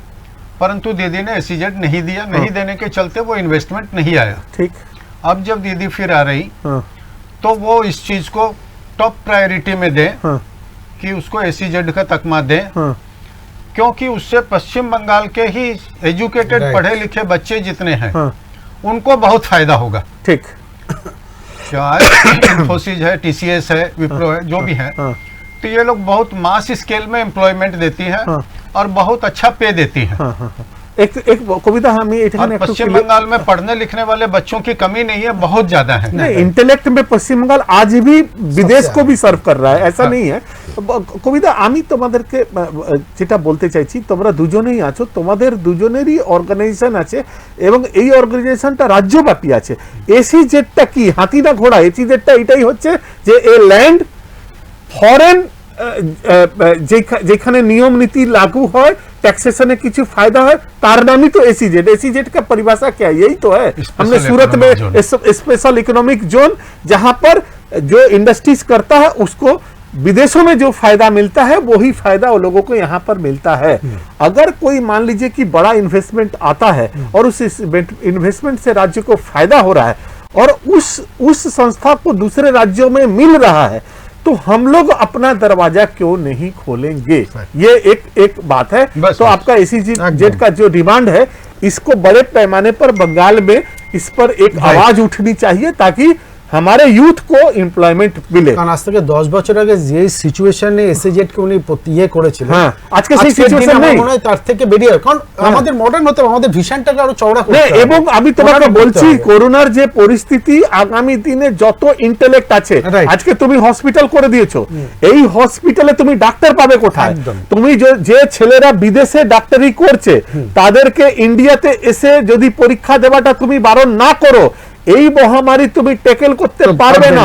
ফরেনের লোককে, ফরেনের ডাক্তারকে তোমার এখানে জায়গা দিতে হবে এবং তাদেরকে এনে তুমি ইনফ্রাস্ট্রাকচার বাড়িয়ে দিতে পারো, হসপিটাল বানিয়ে দিতে পারো, ডাক্তার নার্স কোথায় পাবে? তো এইটার পলিসির আমূল একটা পরিবর্তন দরকার। আমি তোমাকে as a being a chamber একটা কথা আমি জানতে চাইছি, নতুন সরকার যে আসছে, এই সরকারের কাছে ব্যবসা বাণিজ্যর প্রমোশনের জন্য তোমাদের 1 2 3 ডিমান্ড কি আছে যে এইটা হলে এইটা সত্যি সত্যি সোনার বাংলা হবে, এটাকে সোনার বাংলা করার জন্য কাউকে বাইরে থেকে এসে টোপ দিতে হবে না? কি বলছো? না, এক নম্বর হচ্ছে দাদা, এই সরকারের কাছে যেটা প্রথম, আমি যেটা তোমাকে বলছিলাম প্রথমে, যে নির্বাচন সেই ইয়েটা আমাকে বিয়ে করতে হয়, যে বিজনেসম্যান যারা আছে ঠিক, কিন্তু বাঙালি এত বেকারকে মানে এত বেকার। আমার সঙ্গে কিছুদিন আগে সিপিএম এর অনেকেই ছিল যাদের সঙ্গে আমার কথা হচ্ছিল, ধরো আবাস রায় চৌধুরী, যিনি নন্দীগ্রামে দাঁড়িয়েছেন, মীনাক্ষী, তার ইপসিতা যে ইয়েতে হাওড়াতে দাঁড়িয়েছে, প্রমিনেন্ট যারা ওদের ভবিষ্যৎ, তারা ছিল একদিকে, আমরা ছিলাম। তারা যা হয় পলিটিক্যাল কথাবার্তা বলতে গেলে আমরা এই চাকরি দিয়ে দেবো, উনি কেউ কিছু দিতে পারেনি, আমরা এই দেবো, তাই চার্জ। আমার কাছে রেকর্ডিং আছে, আমার কাছে পঙ্কজই পাঠিয়েছে, রেকর্ডিং আছে। আমি তার পরবর্তী কোশ্চেন করার সময় আমি তাকে পরিষ্কার চার্জ করেছিলাম যে আপনি যে বলছেন এরকম চাকরি দেবেন, আপনারা বলছেন আপনারা কজনকে চাকরি দিতে পারবেন? খুব অবাস্তব কথা। আপনি কত লোককে আজকের দিনে আর ওই ডিএসপি প্ল্যান্ট এমএমসির মতো 1000, 10, 12, 14, 20 হাজার লোকের ইন্ডাস্ট্রি আর কোনোদিনই হবে না। এখন ইন্ডাস্ট্রি লোকের ঘরে ঘরে, লোকে বাড়িতে শুয়ে শুয়ে বিছানায় বসে বসে ইন্ডাস্ট্রি চালাচ্ছে। ঠিক। তো আজকের দিনে আমাদেরকে যেটা বাংলায় সবার আগে আমার গভর্নমেন্টকে আমার অ্যাপিল, যে নিউ জেনারেশন, যারা ইয়াং জেনারেশন, তাদেরকে তাদের এন্টারপ্রেনারশিপ যে মেন্টালিটি এবং তাদের যে ট্রেনিং, যেটা একটু আগে তুমি বলছিলে, প্রথমে ডেভেলপ, যাতে আজ থেকে 10 বছর পরে, 5 বছর পরে এই যে জেনারেশন চাকরির জন্য মুখাপেক্ষি হয়ে না থাকে, তাদের কাছে যেন ঘরের ছেলেরা এক একজনের কাছে 10 জন, 20 জন, 30 জন চাকরি করে দাদা, ঠিক আছে? তো এইটা হচ্ছে আমার কাছে ওয়ান অ্যান্ড ফার্স্ট আপিল এটা। এরপরে 2 হচ্ছে দেখো একটা পরিবেশ। এবার ব্যবসা করবো বলেই তো ব্যবসা করা যায় না। যদি ঘরে বসেও করতে, তার ল্যাপটপ কিনতে গেলেও লাখ টাকা দরকার লাগে আজকাল। আজ এই যে ফান্ডটা, এটা যদিও সেন্ট্রাল গভর্নমেন্টের ব্যাপার, ব্যাংক তো কারোর কথাতে চলবে না, ব্যাংক রিজার্ভ তার গাইডলাইন্স আছে, ইয়ে আছে, কিন্তু তার উপরে আমাদের প্রিন্সিপাল পলিসি ঠিক করে দেয় গভর্নমেন্ট, সেন্ট্রাল গভর্নমেন্ট।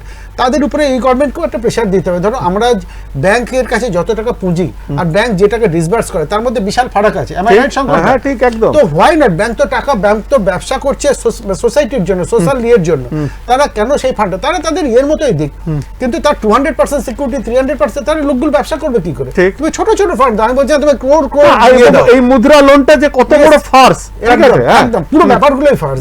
আজকে সবচেয়ে বড় কথা, তুমি এই প্রসঙ্গটা অন্য হয়ে যাবে। আজকে আমরা এত বড় যে লকডাউন গুলো ফেস করে গেলাম, আমি তো নিজের যেহেতু ট্যুরিজম বিজনেস ইয়েতে আছি, হসপিটালিটিতে, এক পয়সা, আমি কালকেই কথা হচ্ছিল খুব বড় কারো ইয়ের সঙ্গে, যে আমরা না স্টেট গভর্নমেন্ট না সেন্ট্রাল গভর্নমেন্ট কারো থেকে কোনো হেল্পই পেলাম না। আজকে বিদ্যুতের বিল যেরম দিতে হতো সেরমই দিতে হচ্ছে, বাড়িতে 1000, 1500 দিতে হয়, গায়ে লাগে না। কিন্তু আমাদের যাদের ইন্ডাস্ট্রিতে আমার হোটেলে, একটা হোটেলে আমি 20 লাখ টাকা বিল দিই দাদা মাস গেলে। এই লকডাউনে পুরো হোটেল বন্ধ, আমি কমাস ওই যে 8 মাস বন্ধ, 10 মাস বন্ধ, কোথেকে কত কষ্ট করে দিতে হয়েছে, ব্যাংকের ইএমআই দিয়ে যেতে হয়েছে, ইন্টারেস্ট দিয়ে, কোথেকে চুরি করবো? ঠিক।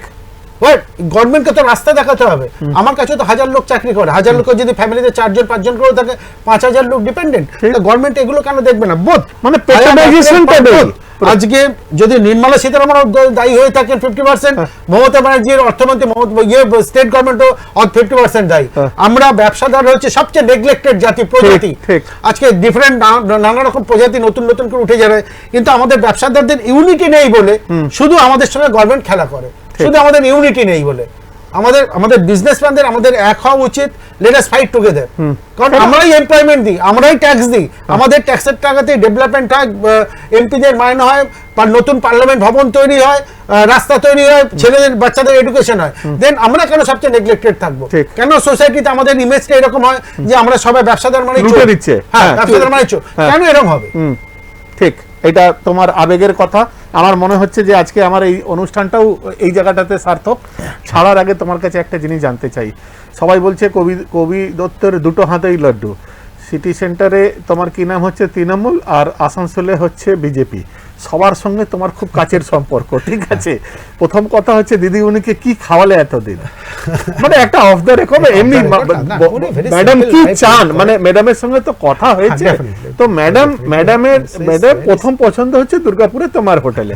তো উনি কি খেতে ভালোবাসেন, বা পলিটিক্যাল কথা ছাড়া একটু মানুষ জানতে চায় যে এই যে অসুস্থ অবস্থায়, হাতে পায়ে লাগা অবস্থায়, এটা নিয়েও লোকে নানা ধরনের বিদ্রুপ করেছে। তো এই অবস্থায় ঠিক নয়, তোমার কাছে তুমি তো দেখেছো, তো ওই জন্য এবং ওনার সঙ্গে যে সিকিউরিটি ছিলেন দ্বিবেদী বলে ভাইয়ে, তার সঙ্গে ব্যক্তিগতভাবে কথা হয়েছে, বা দিদির সঙ্গেও কথা হয়েছে ব্যক্তিগতভাবে। আমি নিজে দিয়ে দেখেছি পায়ে কিরকম জোরে লেগেছে, এটা বাস্তব, এটার মধ্যে এর কিছু ব্যাপার নেই। এবার সবের মধ্যে রাজনীতি তো থাকে, বোথ সাইডেরই থাকে। আমাকে দ্বিবেদী দিদির সঙ্গে নিজে, এবং ফ্যাক্ট এটা আমি ক্রসও করেছি, যে দ্বিবেদী ওই যে গাড়িটার পাটা, দিদি পাটা ইয়েতে ছিল আর কি, দরজাতে ছিল। দ্বিবেদী বলছে, দ্বিবেদীর কথা আর কি, যে মেন সিকিউরিটি অফিসার, যে ও যদি ওই গেটটাতে দাঁড়িয়ে না থাকতো দিদির ইয়েতে, ও বলছে দিদির পাটা কেটে বাদ দিতে হতো, মানে হ্যাঁ। বলছে আমার ও মাসেল বলে আমার এখানে মাসেলে ব্রেডটা অন্তত 8-10 বার এ লেগেছে আর গেছে, মানে প্রেশার এত ছিল। যাই হোক, লোকে তো গ্রামের লোক অত বোঝেনি, পাটা নিচে ছিল, বলে যেটুকু লেগেছে ওটা তো কিছুই না। আচ্ছা, এবং যে লাগাটা সেটা আমি দেখেছি, জায়গাটা কিন্তু জেনুইন, এর মধ্যে কোনো ফার্স নেই। না তাহলে তো তারপরে বাকিটা দেখো রাজনীতি। মানে উনি খাওয়া দাওয়া কি ভালোবাসেন? খাওয়া দাওয়া উনি কিন্তু খুব সিম্পল খান দাদা, উনি খুবই সিম্পল। প্র্যাকটিক্যালি দিনের বেলায় তো কিছু খানি না, হয়তো একটা ফল খান বা একটা টোস্ট বা একটু দুধ, নানা রকম তুলসী পাতা, মধু এগুলো খান, চা খান মাঝে বা প্রায়ই চা খান। এবার ধর কাড়া বলে একটা ইয়ে আছে, গলা ফলা ঠিক না, কাড়া খান উনি, তুমি জানো। আর রাত্রিবেলা ধরো অন্য জায়গায় জেনারেলি স্যান্ডউইচ খান, আমার এখানে আই এম রাদার লাকি যে উনি আমার মানে বাড়ির খাবারই একটু লাইক করেন, একটু সঙ্গে একটু মাছ, বা উনি বলেন যে দেখ আমি তোর কাছে এসে আমার বাড়িতে আমার বাড়ির মেয়েরা আমাকে বলে তুমি তোর জন্য কে রান্না করবে, আমি কোনোদিন ওখানে কিছু খাই না, তোর এখানে এলে কিন্তু আমি বাড়িতে ভাত খান, মাছ খান, ওই একটা স্যান্ডউইচ।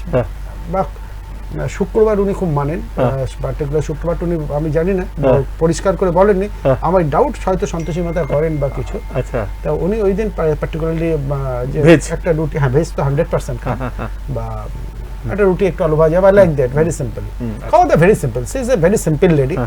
রাজনীতি আলাদা জায়গা, কিন্তু এটা নিয়ে কোনো কথা হবে না যে ওনার মতো সিম্পল লেডি মানে এরকম সিএম আই ডোন্ট বিলিভ যে। আর এবার লাগে হাত একটু আসানসোলে বলে দাও কি কি মৎসব হয়েছে তোমার ওই হোটেলটাতে?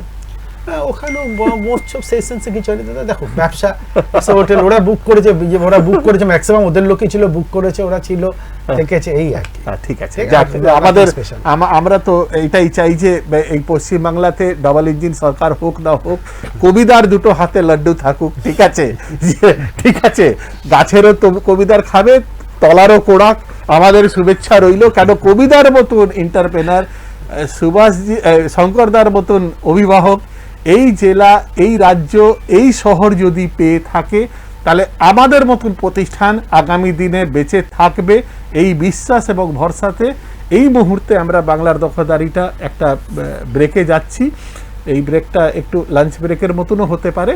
এরপরে আমরা আবার আপডেটস নিয়ে আপনাদের কাছে আসবো। আমি কবিদাকে এবং শঙ্করজিকে দুজনকেই অন্তরের অন্তঃস্থল থেকে ধন্যবাদ দিচ্ছি যে সব ছেড়ে সকাল সকাল এক্সপ্রেস নিউজের স্টুডিওতে আপনারা হাজির হলেন। ধন্যবাদ আপনাদেরকে, নমস্কার। এবং একটা ব্রেকিং দিয়ে দিই, মলয় ঘটক প্রায় 30,000 ভোটে এই মুহূর্তে এগিয়ে আছেন আসানসোল নর্থ থেকে। বললাম